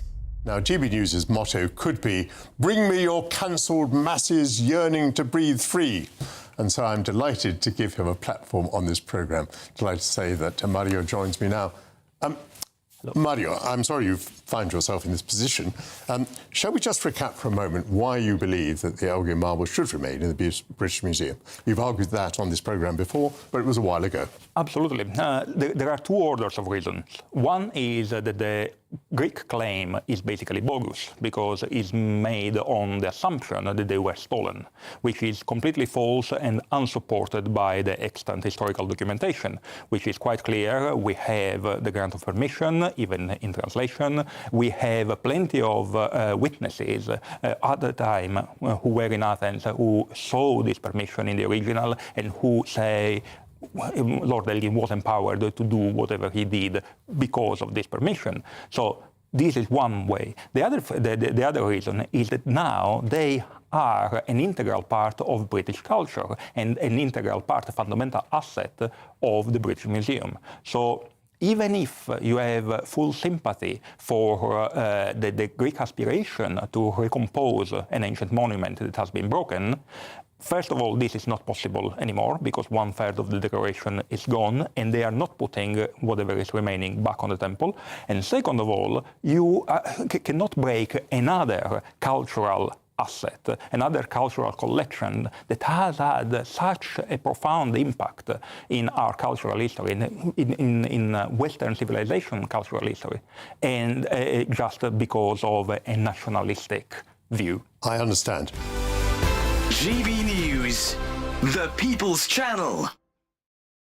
Westminster's full of talk, but out here, it's the real world.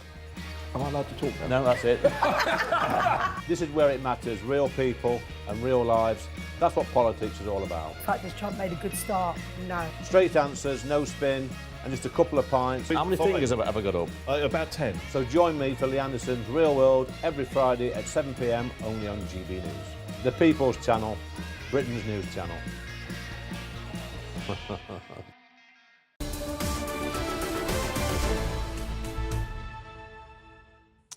It's 9 minutes to 11. You're watching Britain's Newsroom on GB News. Well, more bad news. Almost 3 million Britons could face a poorer retirement because of Rachel Reeves' planned salary sacrifice raid. Well, the Chief Economic Advisor at the Centre for Economic and Business Research, Vicky Price, joins us now. Vicky, just talk us through what these changes mean in terms of how people are going to be saving for their pensions. Well, first of all, we have to bear in mind that there have been some changes on this salary sacrifice for pensions in terms of the way that they're going to be treated in relation to national insurance contributions, not necessarily tax, which are meant to be taking effect in 2029. So we've got a bit of time to see what the impact would be. But what it basically means is that if you try and put more than and sacrifice salary, more than £2,000 into that scheme, if you like, which saves you national insurance contributions and saves it also for the employer.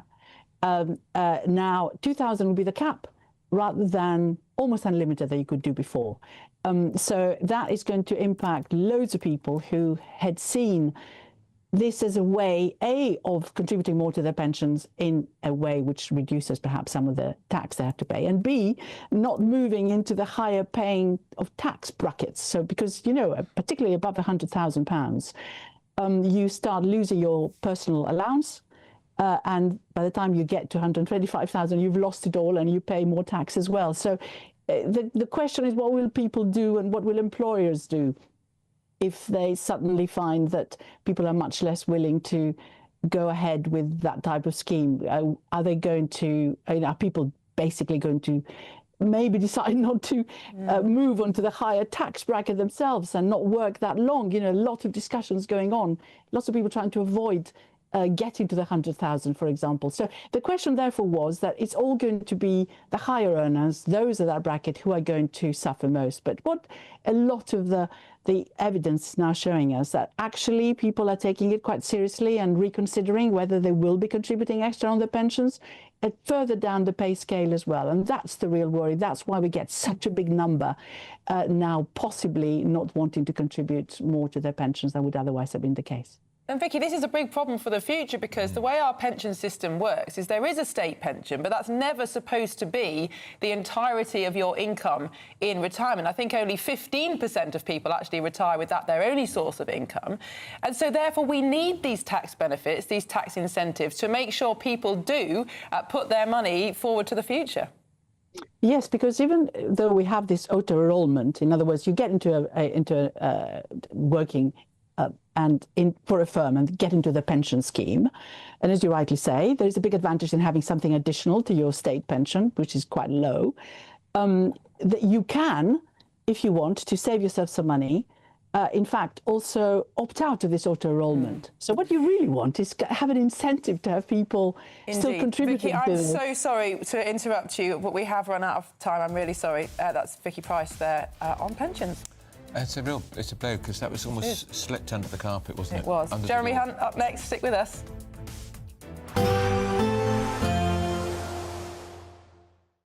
Today, clouds overhead. Total zen within. Boxed Solar sponsors the weather on GB News. Hello, here's your latest weather update from the Met Office for GB News. We'll see outbreaks of rain moving in across many parts from the west as we go through the day today, although the southeast of England hold on to some warm sunshine. The reason for the more unsettled conditions is down to low pressure moving in from the west, and certainly as we go through the day today we'll see outbreaks of rain moving in across many northern and western spots, eventually moving into central and some southeastern parts later in the day, although it's the southeast that should stay mostly fine, certainly until later, with some sunshine turning increasingly hazy as we head into the afternoon. Temperatures are still responding to the sunshine in the southeast, up to 23 Celsius, that's 73 in Fahrenheit, whereas towards the north and west, where it's cloudier, pretty wet, certainly across those western spots, and quite breezy too, feeling a little bit cooler out and about. As we head into the evening then, certainly to start the evening, a pretty wet picture there across much of Scotland, some heavy bursts of rain at times. And across Northern Ireland, it's a slightly brighter picture. We're starting to see some sunshine coming through between some showers here. Well, the heaviest of the rain likely across western parts of England and across some parts of Wales too. Could be some local flooding in places, certainly to end the day here. Whereas the far southeast just about stays dry, with that rain just starting to move in there from the west. So that rain will progress its way eastwards as we go through the rest of the evening into the overnight period, Well, it's out towards the north and west of the UK, certainly across Scotland, Northern Ireland and westernmost parts of England and Wales into the early hours of Tuesday. We should start to see some clearer spells developing with a scattering of showers too. Once again, it's a pretty mild night for the time of year, temperatures holding up widely in double figures, so certainly frost-free as we go into Tuesday. For Tuesday itself, the last of the rain will slowly clear away to the east, affecting the eastern parts of England and Scotland for a time through the day, giving way elsewhere to sunshine and showers. Those showers quite heavy, particularly across England and Wales. Here we could see 1 or 2 thundery ones as we go through the day on Tuesday, accompanied by some blustery winds at times as well. Temperatures peaking around about 20 or 21 Celsius down towards the southeast, which isn't far from where they should be for this time of the year, but cooler towards the north and west, certainly where the showers are around. Today, clouds overhead. Total zen within. Box Solar sponsors the weather on GB News.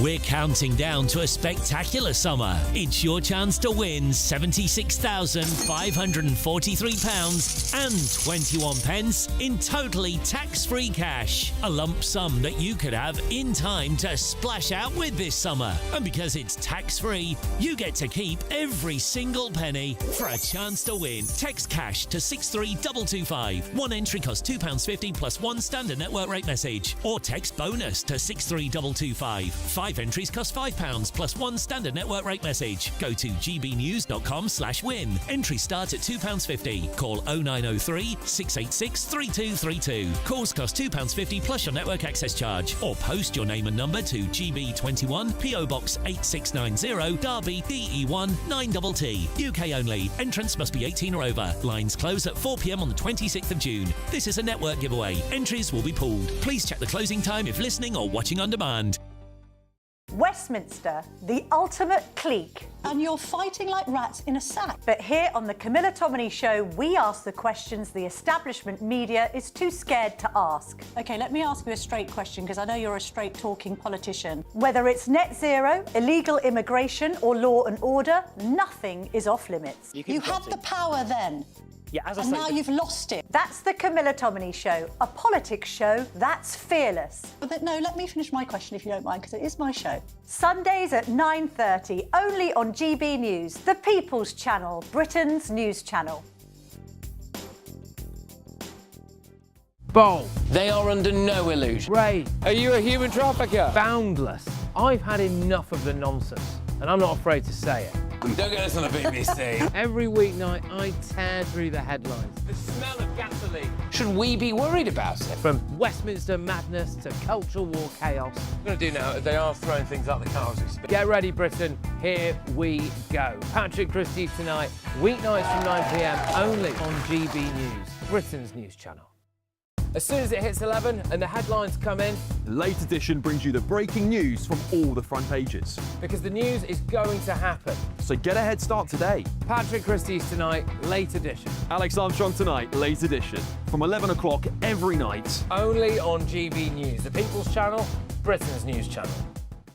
I've been in Westminster for a long time. But I know that though power may be here, its effect on people's lives is across the whole of the country. We may be where rules are made, but it's where they're implemented that matters. Join me, Jacob Rees-Mogg, for forthright and frank discussion on where Britain has come from, where it's going, and where it will end up. That's State of the Nation, Monday to Thursday, 8 to 9 o'clock. Vox Populi, Vox Dei.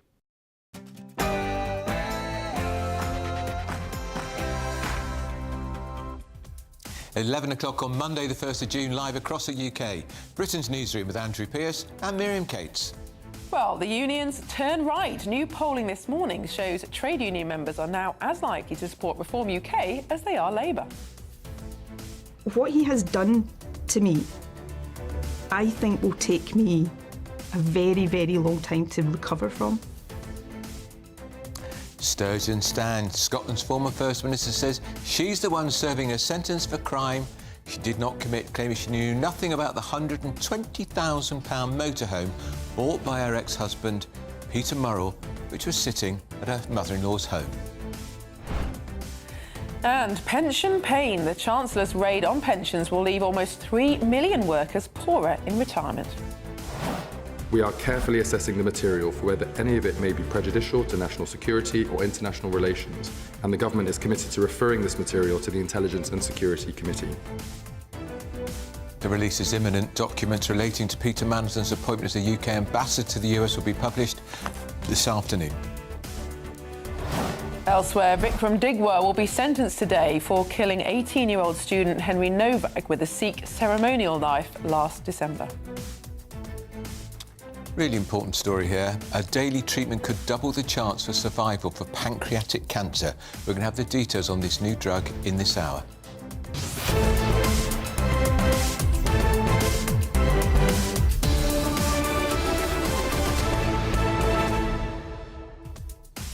Well, in a few minutes, Andrew, we're going to be speaking to Jeremy Hunt, who, of course, was the Conservative Chancellor in the last government, brought in to rescue Liz Truss. He was. He was also, of course, the Secretary of State for Health, and he was a Culture Secretary, so he was a very... And Foreign Secretary, wasn't he? And Foreign Secretary, a very long-serving minister, and held his seat against the odds, actually, at the last general election. And he's written a book, which he says is very optimistic about how Britain can become wealthy again. And one of the things he wants to see is tax cuts and also an end to the triple lock. So joining a growing number of Conservative voices calling for that, but not yet the Conservative Party. Nor me.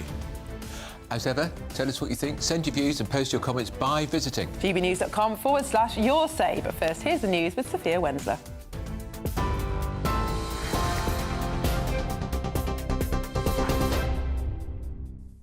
Andrew, Miriam, thank you and good morning. Your headlines at 2 minutes past 11. Hundreds of documents relating to the appointment of Lord Peter Mandelson as ambassador to the US are expected to be published today. The release, said to be the second largest publication to the House of Commons in history, is the second tranche of documents on the peer's appointment. Lord Mandelson was sacked as ambassador last year after the emergence of new revelations about the extent of his relationship with the late convicted sex offender Jeffrey Epstein. The first tranche of documents published in March showed Prime Minister Sir Keir Starmer was advised that Mandelson's relationship with Epstein posed a general reputational risk. Health Secretary James Murray promised transparency. People expect transparency over what's happened, and as a government we've committed to putting out all of the information required. But Conservative Party Chairman Kevin Hollinrake said it's only down to his party that documents are being released at all. It's only because of the work of Kemi Badenoch and her team that we got this information out in the open in the first place. They were not going to provide this information. Indeed, it was their own backbenchers, led by Angela Rayner, who then forced the Prime Minister to agree to our, what we call a humble address, which is the mechanism by which these documents should be released. This is a scandal. This is the association with a known paedophile, which the Prime Minister knew about and still went ahead with the appointment. It's absolutely right, therefore, that we should get the full information on exactly the nature of that appointment and the circumstances around it. The UK will not have to pay Rwanda millions of pounds over the failed migrant deportation deal after winning an international court case. The two countries clashed in a three-day hearing in March at The Hague's Permanent Court of Arbitration in the Netherlands. The East African nation sued Britain for more than £100 million, claiming it breached the terms of its agreement and is owed the money. However, the UK government has won its case against Rwanda and is not liable for the costs. Two prominent US political commentators who are due to speak at events in the UK this week have been banned from entering the country because their presence in the UK may not be conducive to the public good. Cenk Uygur, the host of the Young Turks online political talk show, and Hassan Piker, who runs his own hours-long stream each day, have both been stopped from appearing at the South by Southwest London Festival and at an event run by the University of Oxford students. The US has revealed it struck Iranian military sites over the weekend, while Tehran said it responded by targeting an American base. The strikes mark the latest exchange between the two sides after negotiations on a peace deal failed to move forward over the weekend. US President Donald Trump urged his critics to sit back and relax. In a post on his Truth Social this morning, he said Iran really wants to make a deal and it will be a good one for the USA. A girl has died and a boy is missing after going into a river as a water-related death toll reaches 15 following a heat wave. A 13-year-old girl was reported missing at 6:30 at the River Wharf near Burnsall and was rescued a short time later and taken to hospital, but it was sadly confirmed that she had died. While South Yorkshire Police said their search had entered a second day for an 11-year-old boy who entered the River Don on Saturday and hasn't been seen since. Plans for a single patient record for the NHS in England will be debated for the first time by MPs today in a move that could lead to 20,000 fewer A&E visits. The aim is to join up the fragmented system by combining GP, hospital and social care data so patients don't have to waste time by repeating their medical history unnecessarily at appointments. A new daily pill is being described as a game changer for pancreatic cancer. The new drug has reportedly doubled survival times for patients with the deadliest major cancer trial in a trial, giving them 6 months longer than those on chemo. It helps prevent the spread of cancer by locking onto and shutting off the mutated KRAS gene, which is in more than 90% of pancreatic tumours and spurs cancer growth. Former England and Wales Rugby League coach and renowned broadcaster John Keir has died at the age of 71. Keir was one of the sport's most respected figures. He passed away on Sunday while travelling back from the Challenge Cup final. Those are the latest GB News headlines. Now it's time for the finance. Going through the ceiling, finding the floor. Stilts Home Lifts sponsors the GB News Finance Report. GB News Finance Report, brought to you by Stilts Home Lifts.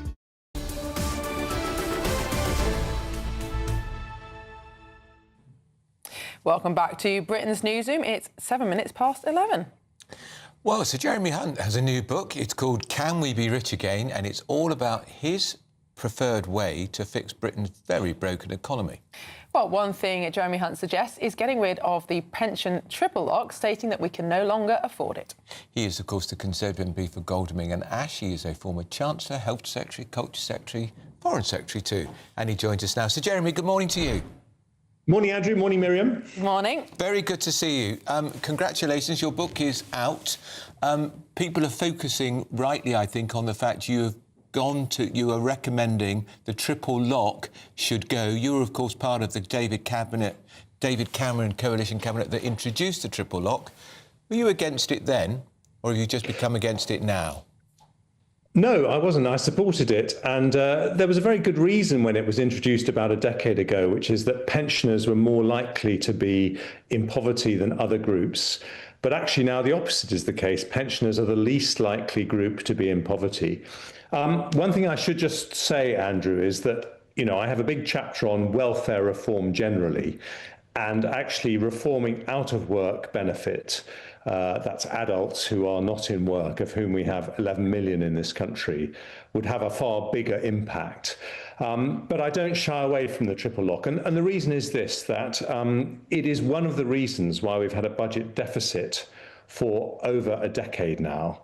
And what that means is that effectively it's one of the reasons why we are loading up debt onto our children and grandchildren. And I think many people, if they knew that above inflation increases in their pension were being paid for by more debt on their children and grandchildren, would wonder whether it is actually a fair thing to do. So I want an inflation guarantee. I want the state pension to always go up with inflation so that no pensioners ever have to worry about higher prices eroding their pension. But I do think that guaranteeing an above inflation increase, if the price is more debt on our children and grandchildren, is not fair. The problem is, Sir Jeremy, that politicians who speak about this, who start to raise the idea of perhaps reforming the triple lock, are very quickly shot down, either on social media or by pensioners themselves, or by pollsters who say, well, you can never win an election unless you court the grey vote, so to speak. Do you think politicians in general have done a bad job about explaining how pension works, how the state pension works in particular, and what the alternatives are? Well, that's what I'm trying to do, because, the reason why there's a lot of doom and gloom at the moment. Actually, Andrew, you said our economy is very broken. We are richer than we were 15 years ago, but we're growing much more slowly. Since 2008, we've been growing at just 1% a year. Before then, when we were growing at 2.5% a year, the size of our economy was doubling every 28 years. So we knew when I was growing up and when both of you were growing up, we knew that we would be wealthier than our parents and a lot wealthier than our grandparents. That confidence is now gone. And with it, the chance to put more money into the NHS or into defence or into pensions, all the things that we need actually depend on economic growth. So I think that we've got a lot going for us in the British economy, actually. After the United States, we are one of the major hubs for AI, and this is the century of AI. We've got the most respected universities outside the United States. We've actually got a lot going for us. So it's a positive book. But I do think we need to be honest. We have got to do some difficult things to get the economy growing. And you've talked about the benefits bill, Sir Jeremy. We know that the Labour government tried and failed to cut benefits by £5 billion last year over the lifetime of a parliament, so not exactly a major sum. We're now hearing that they're going to relax the rules even more on personal independence payments. In your book, you do make the case that the welfare bill has pretty much spiralled out of control. Some of that, of course, would have been on the watch of successive Tory governments. What's to be done now to finally turn the tables the other way? Well, it's a fair question. If you look at the numbers, actually, the number of people on benefit and the amount we were spending was actually going down until the pandemic. And it's a problem that has really erupted since the pandemic. And it's partly because the pandemic did make a lot of people ill, but it's partly because over that period, we've had an explosion in claims for mental health. And I think the big thing we need to do is to remove mild and moderate anxiety and depression as a criterion for getting benefit. Because, when I was health secretary, which I was for nearly 6 years, every doctor I met would say that if you have anxiety or depression, you need social contact. Yeah. And actually, the worst thing you can do is to park people on benefits where they don't meet people. And so we should be saying, if you've got anxiety or depression, we're going to treat it, not we're going to park you on benefits. And by the way, if we got the benefits bill back to the level it was before the pandemic, we'd save £56 billion a year. It would mean that Rachel Reeves wouldn't have had to put up taxes pretty much at all, and she'd still have extra money for public services. Now, Sir Jeremy, while we've got you, perhaps I can tempt you to comment on a different political matter. You are, of course, famously known for your running, and you entered the London Marathon a few times. What do you make of Andy Burnham's time of 53 minutes for 10K? Well, I suspect Andy Burnham's a lot quicker than me. I don't really run the 10K. I do the marathon, and I'm afraid I did it in just under 6 hours, which is not a very respectable time. But I am going to be 60 this year, so I do have a very small excuse on that front. I think he's 56, so not much your junior. All I would say is that I could not have got through all my jobs in government without running. It's like we were talking about mental health. That's how I calm down. I get out there with my dog, and I don't listen to podcasts or anything like that. I just let my thoughts wander, and it's magic. So good luck, Andy, because you could have a few things happening in the next few months, which is going to mean you need to keep your calm. And are you still running every day, Sir Jeremy? Do you know, I don't run every day, Andrew. As you ask a personal question, I'm thinking a little bit about my joints, so I try not to run on consecutive days. Right. But I did go for a run in Battersea Park this morning. Very good. Wise advice. Very good, very good. And you're launching your book tonight, I think. Yes, and it's on sale this morning, and it's a positive and optimistic book. I do think there's too much doom and gloom around. I don't shy away. By the way, I don't shy away from the things that I got wrong in office as well. What was the biggest mistake you made? Well, do you know, when I was Chancellor, I think that I wish I'd done the welfare reform that we're talking about earlier. Mel Stride and I did it towards the end of my 2 years in office, or we made a big start, and then of course we had the election, and then it got stopped by Labour. If we'd started earlier, maybe we could have bedded it down. Interesting. So Jeremy Hunt, thank you so much for joining us. Lovely to talk to you. And that Cheers, was then. to give you the title, Can We Be Rich Again? That's the title of Sir Jeremy Hunt, but lovely to talk to you, Sir Jeremy. Do you know, we often talk about politics as a race. I wonder if a better way to decide who our politicians should be would be an actual race. A running race? A running race. Yeah, yeah. One way to get the nation fit. Yeah, I can think of quite First a few. past the post, literally. Yeah. I don't think Angela Rayner would be very far. Never know. Might spur a lot of people into action. Well, let's see what you've been saying on emails. Lots of comments, of course, about the triple lock. Julia says, let's make it easier to claim benefits, but taking the triple lock of pensioners who've worked for a lifetime, how does it make sense? And then also Margaret says, work is good for mental health. Yeah. Sitting at home scrolling or doing nothing doesn't help. Especially when working or tax-paying people are no longer here. I think that's kind of what Jeremy Hunt was mild and moderate anxiety, get these people off benefits. Absolutely, and I think going back 10 Get out the years, house. nobody thinks that it was a terrible situation 10 years ago. Why not go back to that?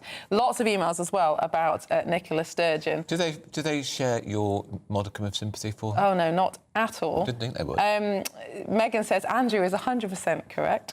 If she didn't know, why didn't she know? Exactly. The Scottish press, like the Daily Record, this is what Wynne says, I suspect, treated her like a goddess.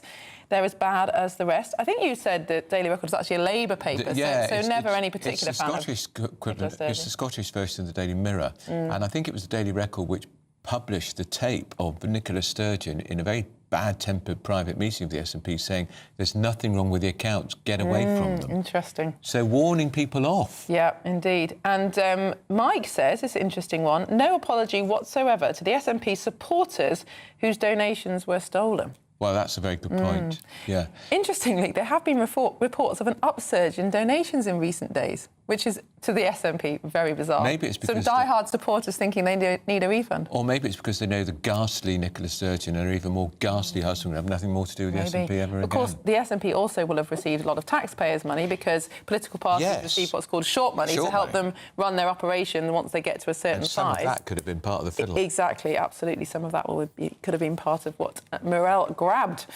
Well, we're not giving away a camper van at this time for tactful reasons. Probably just as well, really. There'd be all sorts of jokes about it. We could have addressed it in tartan.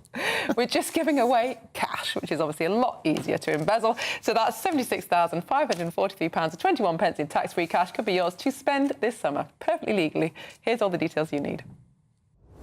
This year, your summer could be sensational, as we're giving you the chance to win a simply stunning £76,543.21 in tax-free cash. That's cash that could go towards family treats, spectacular summer days out, or give you the chance to chill out and relax somewhere like here, the Imperial Island Resort in Paphos. You really could be our next big winner with a whopping £76,543.21 in your bank. Just make sure you don't miss out as lines close on the 26th of June. For a chance to win £76,543.21 in tax-free cash, text cash to 63225. One entry costs £2.50 plus one standard network rate message. Or text bonus to 63225. 5 entries cost £5 plus one standard network rate message. Go to gbnews.com/win. Entries start at £2.50. Call 0903 686 3232. Calls cost £2.50 plus your network access charge. Or post your name and number to GB21 PO Box 8690 Derby DE1 9TT. UK only. Entrance must be 18 or over. Lines close at 4 p.m. on the 26th of June. This is a network giveaway. Entries will be pooled. Please check the closing time if listening or watching on demand. Good luck. Well, coming up next, the Conservatives want new controls to stop criminals spending benefits on alcohol, drugs and gambling. Would you back the idea of a ration card? I think some people are thinking, why are we giving criminals benefits at all? Well, we'll be going through that and more with our panel, Matthew Torbett and Annunciata Rees-Mogg. They're all ready for debate. This is Britain's Newsroom on GB News.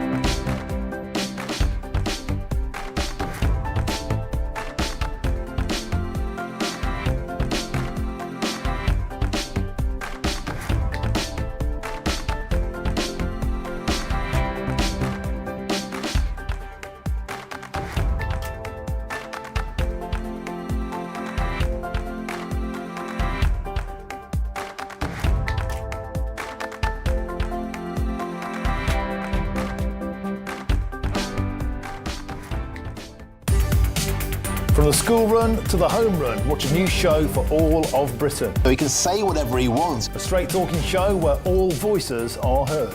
And, you know, when are we going to stop talking about smashing the gangs and actually do it? With the stories that matter from every part of our country. There's a bit of a crash landing there for your Chancellor. Bold, fearless and standing up for you. That's me, Martin Daubney, 3 p.m. till 6 p.m, weekdays, here only on GB News. The People's Channel, Britain's news channel.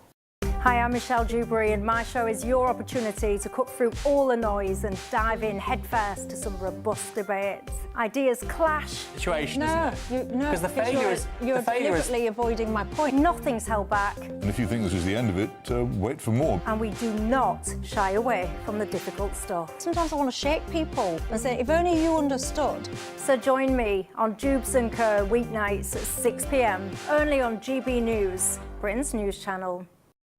At the stroke of midnight, the news doesn't stop, and neither do we.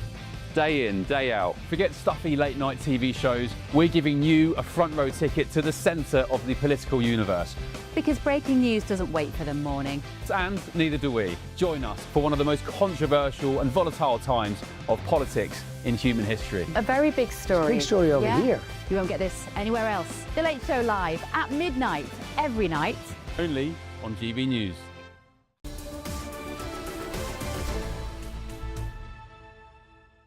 Welcome back. It's 23 minutes past 11. You're watching and listening to Britain's Newsroom. We're live across the United Kingdom with Andrew Pearce and Miriam Cates. Got a panel with us, the former MEP Annunziata Rees-Mogg and political commentator Matthew Talbot, who are in the studio with us. Well, we've been talking quite a lot about Nicola Sturgeon.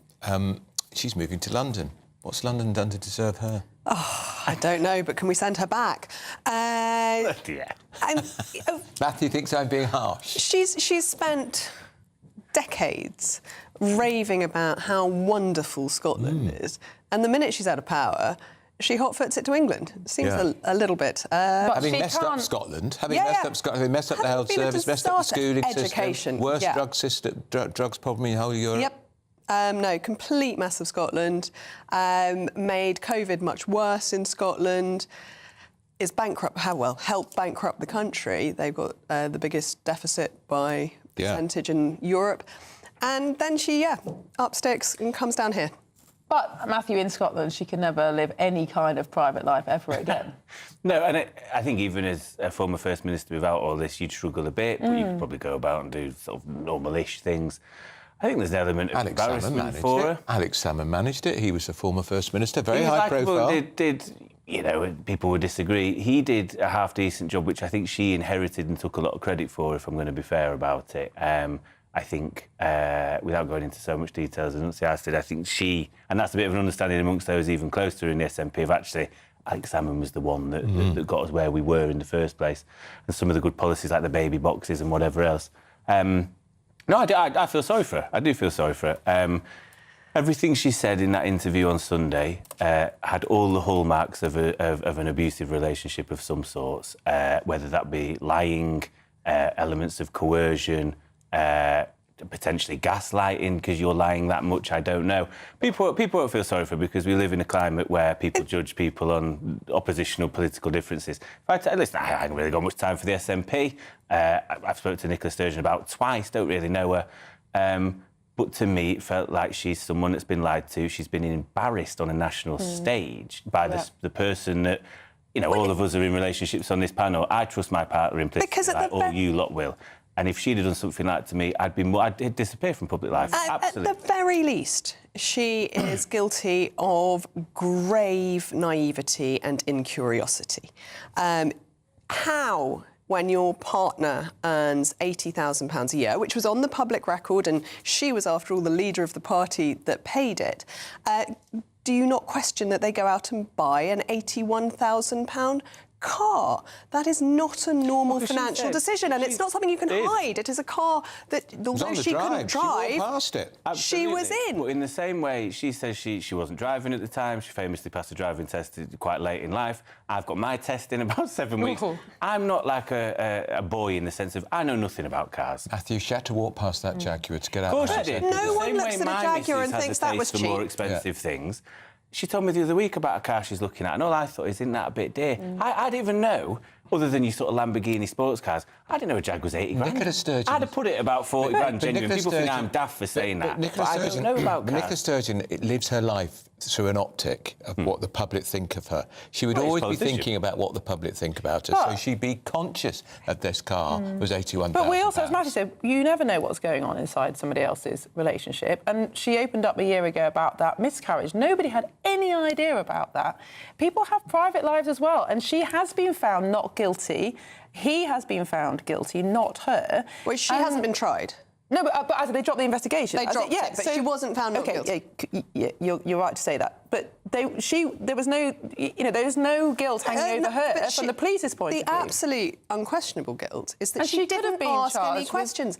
And the idea it's financial abuse. That's only guilt when in our she- opinion. That's not guilt in law. No, but absolutely. But she is guilty of it in public opinion. Why didn't she know? She was my the question. bigger Why didn't earner. She had the financial power within that relationship, and she didn't ask any questions when thousands of pounds worth of gadgets were turning up that she never went into the kitchen. I mean, my brother couldn't cook a piece of toast, but he still knows what coffee machine they've got. Yeah. You know, it just doesn't I couldn't say how much smell coffee through. machine is, though, truth be told. Why I don't know wouldn't if she apologise in that interview to the SNP members who gave their fivers, their tenors, their £15, their postal orders to support their dream of Scottish independence, to find her husband, she's still married to him, had pinched it, laughing in their face. That'll do me. I think there's an argument for, should she apologise because it happened on her watch? It did happen on her Whether watch. she knew anything about it is another story.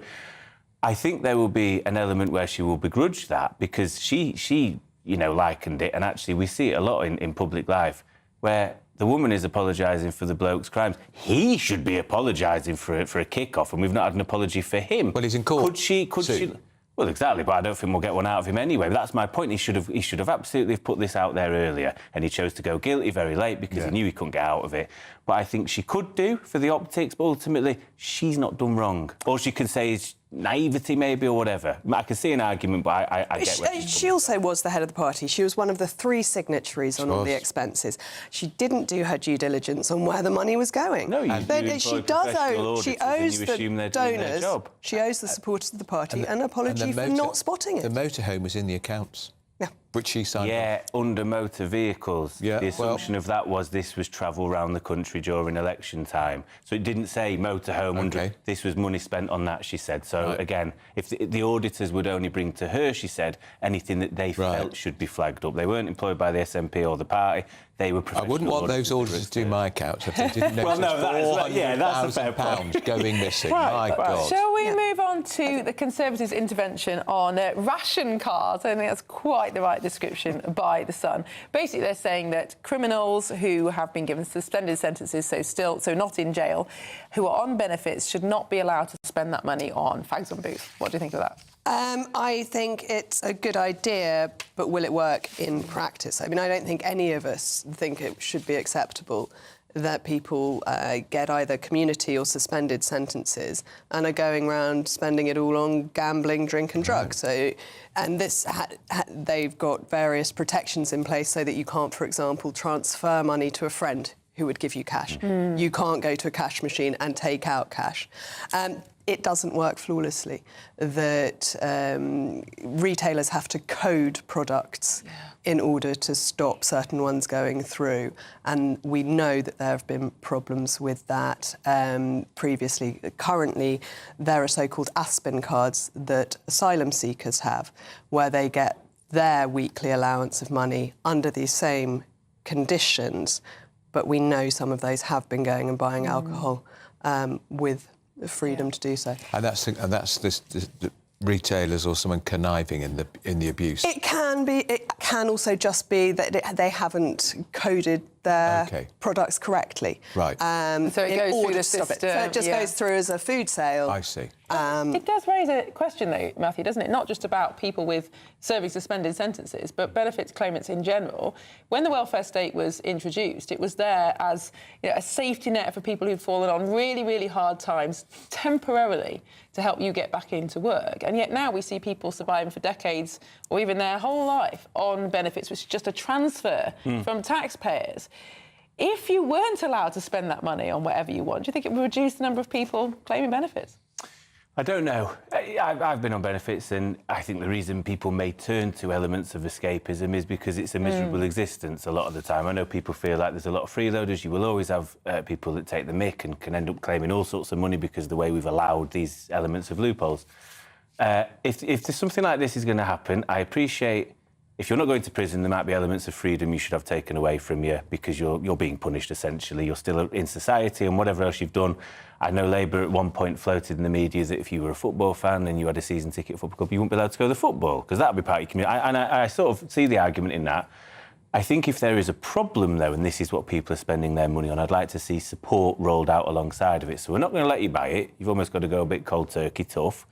But we are going to offer you that support as well to ensure that you stay off this if it's an addiction and not just an element of escapism. Because, listen, we all have our escapism habits and people go down the pub on a Friday and whatever else, and people are entitled to. But if it is a problem, you want to ensure people are ending up on the right path at the end of this sentence and to get them off benefits in the long term and into work, I'd say. Thank you both. We'll see you next week. And that's the RTV's Mark and Matthew. And we're now going to go to our 60-second news update with Sophia Wensler. Thank you.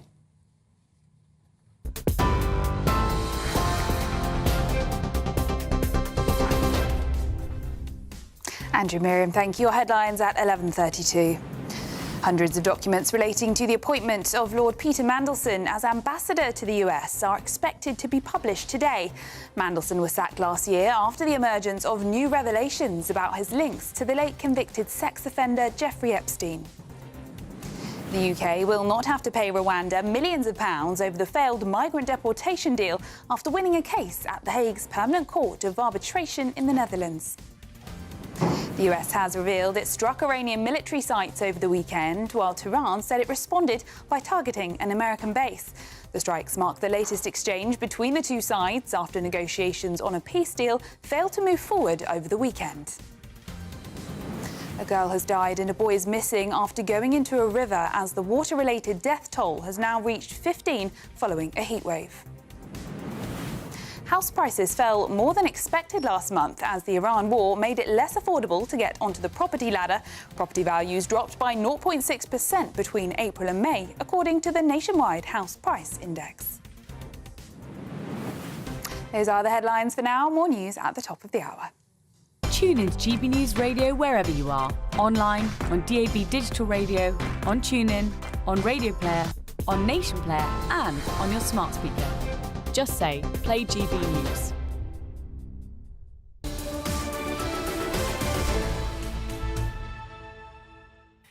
Well, coming up at noon, we've got Good Afternoon Britain with Cameron and Emily. They're here in the studio. What's coming up in the show?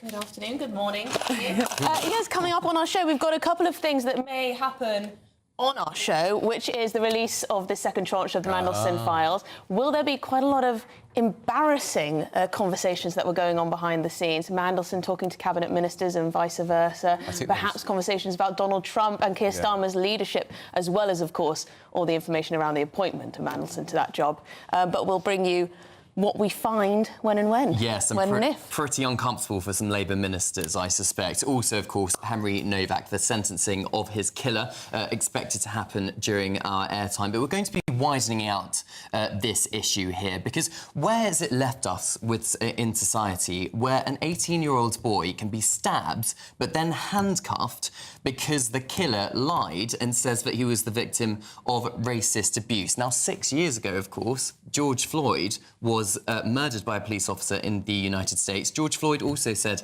"I can't breathe," which is exactly what Henry said, and it caused absolute outrage here in the United Kingdom, 4,000 miles away. More outrage than there has been over Henry's killer, which, of course, happened on British soil. So we're going to be speaking to Daniel Hannan, who's written a very interesting opinion piece on this in the Telegraph. Yeah, it's very good.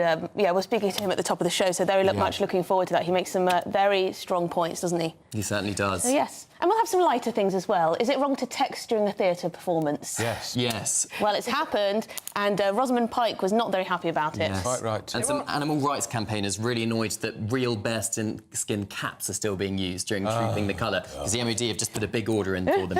Is it wrong to text while presenting TV programme? Yeah. Oh, no, it's a necessity. Andrew? I'm very good. That's them. Moving on. But up next, the airline Wizz Air has told the EU it must suspend border checks for Brits this summer or be prepared for huge queues. Isn't that what the EU wants? This is Britain's Newsroom on GB News.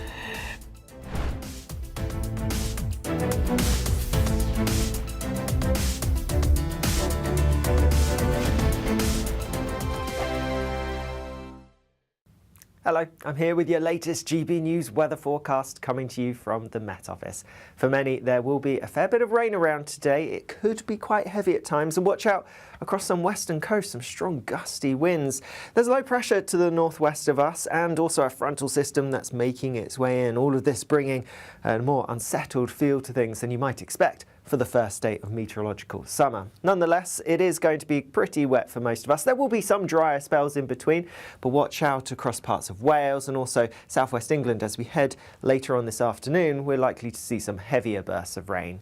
Temperatures are going to be near normal for many of us, so markedly down on last week for most, but in the southeast we're still looking at them getting into the low, possibly mid-20s. As we head through into this evening, like I said, we have some heavier rain affecting parts of Wales, southwest England. That is making its way eastwards, but for the time being, southeastern parts of England holding on to the slightly less heavy rain. Showers developing across Northern Ireland once the more persistent rain has pushed through, so some sunny breaks in between this evening. Meanwhile, across much of Scotland, it's largely cloudy. Some places will see some brighter breaks, but also a fair amount of rain at times as well. Through the night, like I mentioned, we will see that rain across southern areas pushing its way further eastward, so some heavier bursts across more central and southeastern parts of England. Further north and west, we see the rain breaking up with showers following in behind, and also some breaks in the cloud, but not a huge amount. As a result, with all the cloud around, temperatures not dropping a huge amount, most places holding up in the mid-teens Celsius, it is going to be a relatively mild start to the day on Tuesday. Then through the day itself, any more persistent rain in the far east clears away, and behind it a more showery setup. But watch out, as some of those showers could be heavy. They could be thundery with some hail mixed in as well. But we should see some sunny, brighter breaks in between, so a greater chance of seeing some sunshine, but temperatures for many similar to today. Bye-bye. 5 hosts, 5 opinions, 5 fearless debates, 5 unfiltered takes on the day's news. 5 reasons not to be anywhere else on Saturday night. This is the Saturday 5. You got me good there. Britain's biggest Saturday night TV show. It's not a bad brand. Yeah. Uncensored. Very, very racist tonight. On the unpredictable. What did she say? Can you translate it for us? And always entertaining. And how can a country go from being led by William Wallace Saturday nights from 6 p.m. only on GB News, the People's Channel. Britain's news channel. You're going to want to stay tuned, trust me. As soon as it hits 11 and the headlines come in, Late Edition brings you the breaking news from all the front pages. because the news is going to happen. So get a head start today. Patrick Christie's tonight, Late Edition. Alex Armstrong tonight, Late Edition. From 11 o'clock every night. Only on GB News, the People's Channel, Britain's news channel.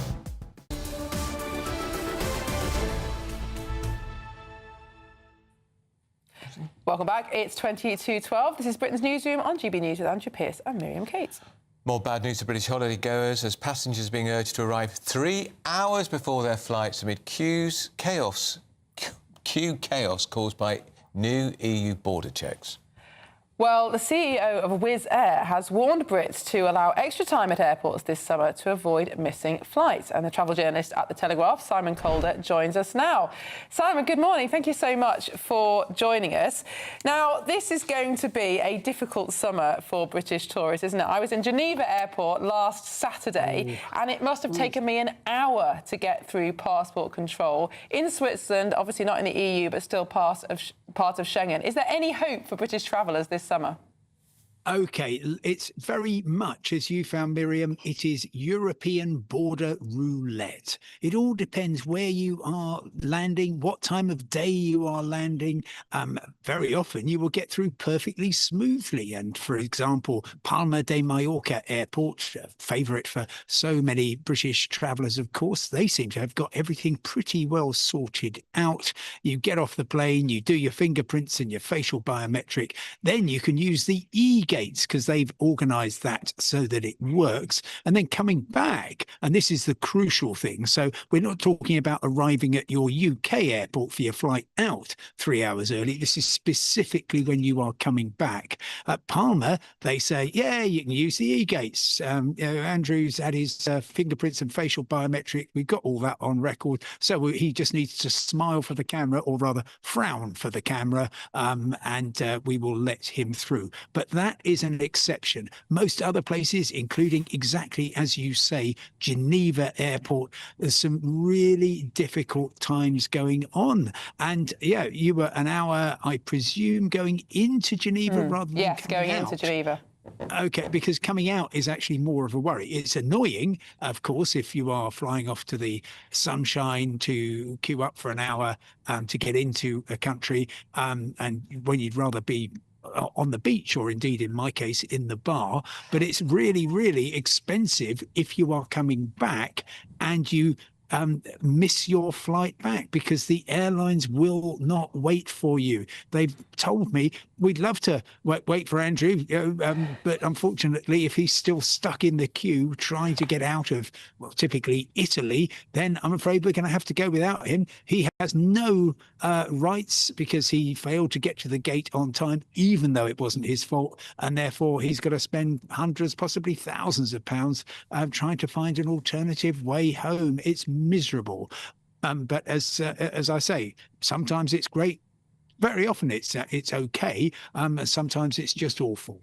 And Simon, how many people are heeding warnings to get there earlier than normal, to build in 3 hours as opposed to 2?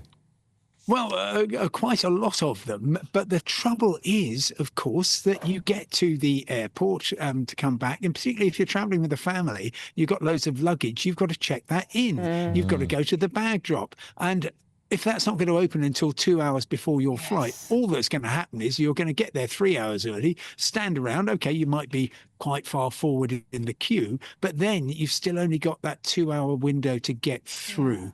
And if you've got cabin baggage only, it's generally a lot easier, although a couple of obstacles even there. At big airports, they may not tell you until quite late on which gate you are in, and that can affect the passport control that you go through. And we even saw, as GB News reported in April, people coming back from Milan Linate Airport to Manchester, over 100 of them left behind at the gate because the plane had to go, and they've been told, right, sorry, it's taking a while, we're going to do the Heathrow and Gatwick flights first. And the only people I understand who made it onto the Manchester flight were either those with EU passports, whether Irish or Italian, or indeed people who fibbed and said, oh, I'm going to Heathrow, knowing all the time they were going to Manchester. So it's awful. And exactly as you say, Wizz Air, all the other airlines are saying, for goodness sake, let's just suspend the whole thing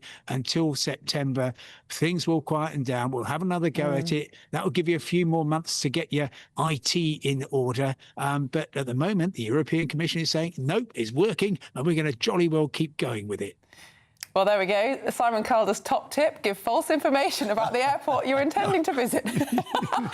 We won't quote you on that. Lovely to talk to you, Simon. Simon Calder, who is at the Telegraph, newly at the Telegraph, of course. Great. Never, ever give false information at the airport. Exactly. Not worth it. Now, up next, very important, there's a breakthrough cancer pill that could double the chance of survival from pancreatic cancer. But first, if you're in search of some holiday sun and you're willing to get stuck in that passport queue, here's the forecast for our top European destinations. You're looking happy. Well, the forecast looks good. So you've sorted the travel insurance then? All Clear Travel Insurance sponsors GB News Travel Destinations Forecast. Hello, here's your latest holiday sun forecast brought to you by the Met Office. We'll see some cloud across western parts of the Mediterranean. Next few days, showers towards the north and east, but warm in the sunshine elsewhere. Certainly across the Canaries, Madeira on Tuesday, we'll see some cloud, a few showers feeding in from the north. Much of Iberia fine, but notice showers across southern France into parts of Greece. Could be locally heavy and thundery in nature, but in the sunshine elsewhere, pretty warm for the time of year. Certainly over the next few days, further showers towards the north and east, but staying warm in the sunshine elsewhere. All Clear Travel Insurance sponsors GB News Travel Destinations Forecast. From court mornings to warm family brunches, from football to tennis in the car, in the kitchen. GB News Breakfast is there with the stories you need and the conversations that matter. Anyway, let's talk business. Well, it has been a historic night in British politics. It's astonishing, isn't it? We're here again to start your day just right. GB News Breakfast. Every morning from 6 a.m. Only on GB News. Britain's news channel.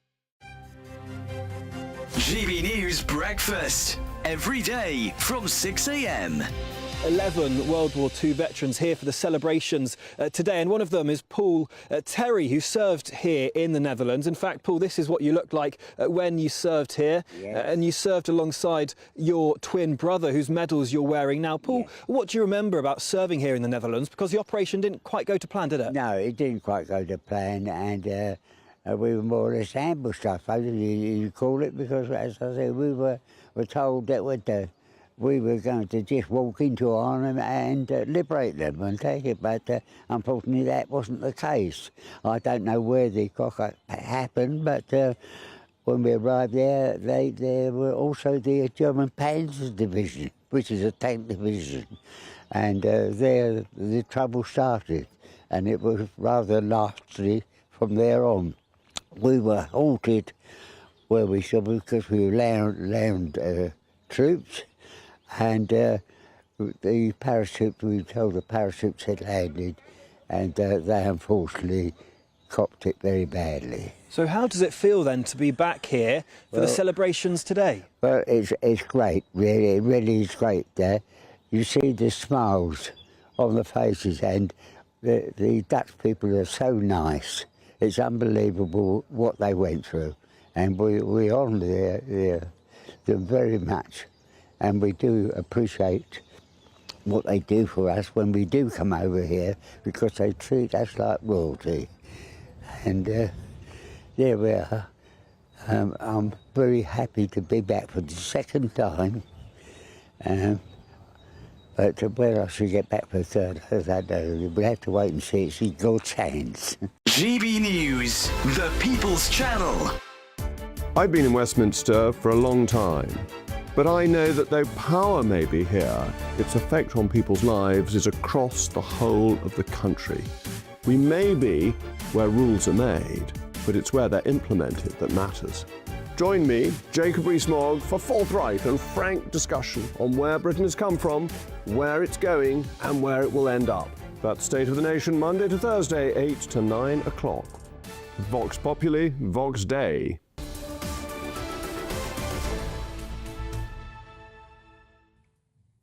Welcome back, and some excellent news now in the battle against cancer. It's been announced that a daily pill could revolutionise treatment. Let's talk to GB News Health editor Lucy Johnson, who joins us now. Lucy, this is all about pancreatic cancer, which so many people will know is potentially the most lethal and often the quickest cause of death, because so often it's detected very late on. This is a breakthrough pill. Tell us more. Yes, scientists are actually saying this is a real game changer. It's been since the 1970s that we've not seen any developments for pancreatic cancer. So it's been one of medicine's toughest challenges.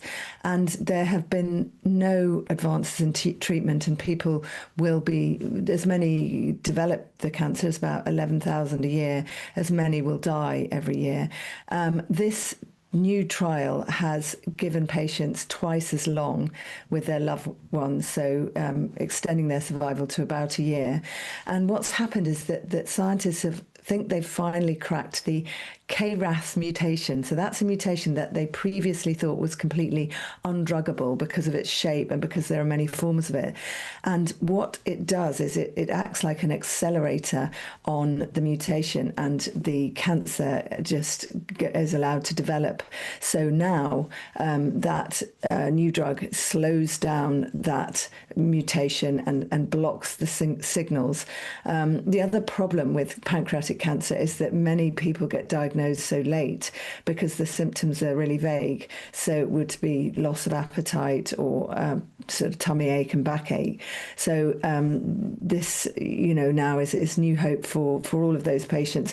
And scientists are also saying that this mutation is found in different cancers. There's bowel cancer and lung cancer, so there's hope for other difficult to treat cancers as well. So but it isn't a cure, and it's not in the UK yet, so I'm sure that our regulators will be looking at it and taking steps to get that approved over here. Well, so I was going to ask you, Lucy, do you know, how long do these steps normally take with the regulator? Because I imagine it will also be quite expensive. It is, and I know in America, there where it was developed, there is a real scramble for patients scrambling to get on the drug, and many of the trial people organising the trial are trying to get people open access to more trials. It can take years to get this, but there are methods for fast tracking it, and the cost is sort of not known at the moment. So it's all kind of out there to be looked at, but it is really exciting. And the other interesting thing about this is it's a once-a-day pill, so patients won't have to go into hospital and have intravenous therapy, which previous cancers do, although the trials have been most successful while patients are on traditional chemotherapy as well. So that's important to note. It's not like a fix-it. Lucy, thank you very much. That's very exciting news. And absolutely. Note to Yeah. end on. Very important breakthrough. Thanks, Lucy Lucy Johnson, our health editor, thank you so much. Well, I think that's pretty much it from us. Andrew, we'll be back tomorrow morning, hopefully with some great weather. We're going to have some rain tomorrow, apparently. Oh, well, that'll be refreshing. Yeah. Well, coming up next, Good Afternoon Britain with Cameron and Emily. And we'll see you tomorrow.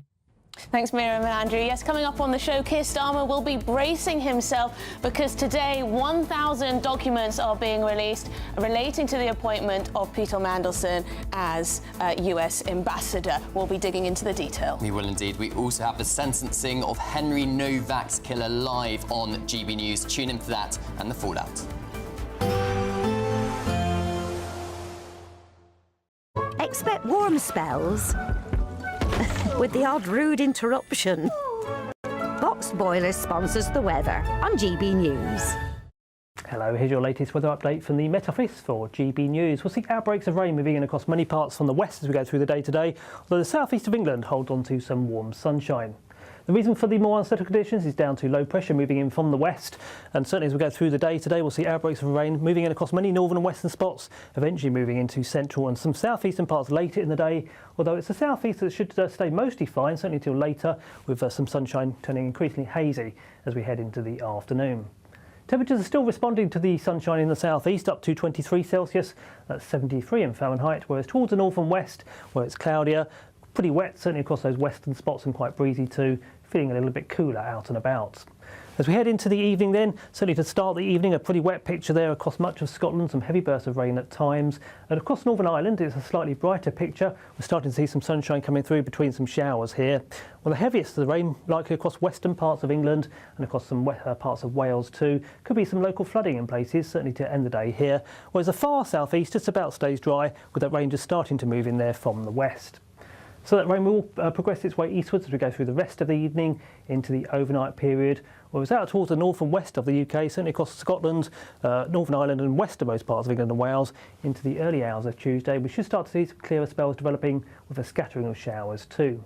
Once again, it's a pretty mild night for the time of year, temperatures holding up widely in double figures, so certainly frost-free as we go into Tuesday.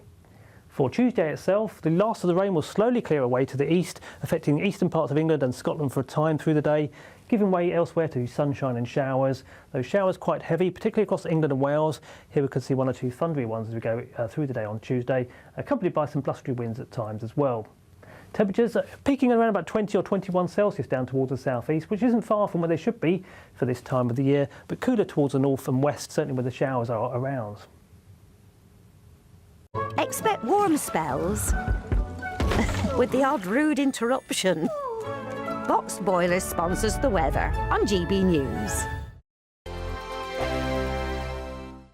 There's a totally tax-free £76,543.21 in cash to be won. Cash to spend on anything you like. That's like having over £6,000 extra to spend each month for a whole year. You could spend it on a bucket list holiday, treats for all of the family, or just save it for a rainy day. For a chance to win, text cash to 63225. One entry costs £2.50 plus one standard network rate message, or text bonus to 63225. 5 entries cost £5 plus one standard network rate message. Go to gbnews.com/win. Entries start at £2.50. Call 0903 686 3232. Calls cost £2.50 plus your network access charge. Or post your name and number to GB21 PO Box 8690 Derby DE1 9TT. UK only. Entrance must be 18 or over. Lines close at 4 p.m. on the 26th of June. This is a network giveaway. Entries will be pulled. Please check the closing time if listening or watching on demand.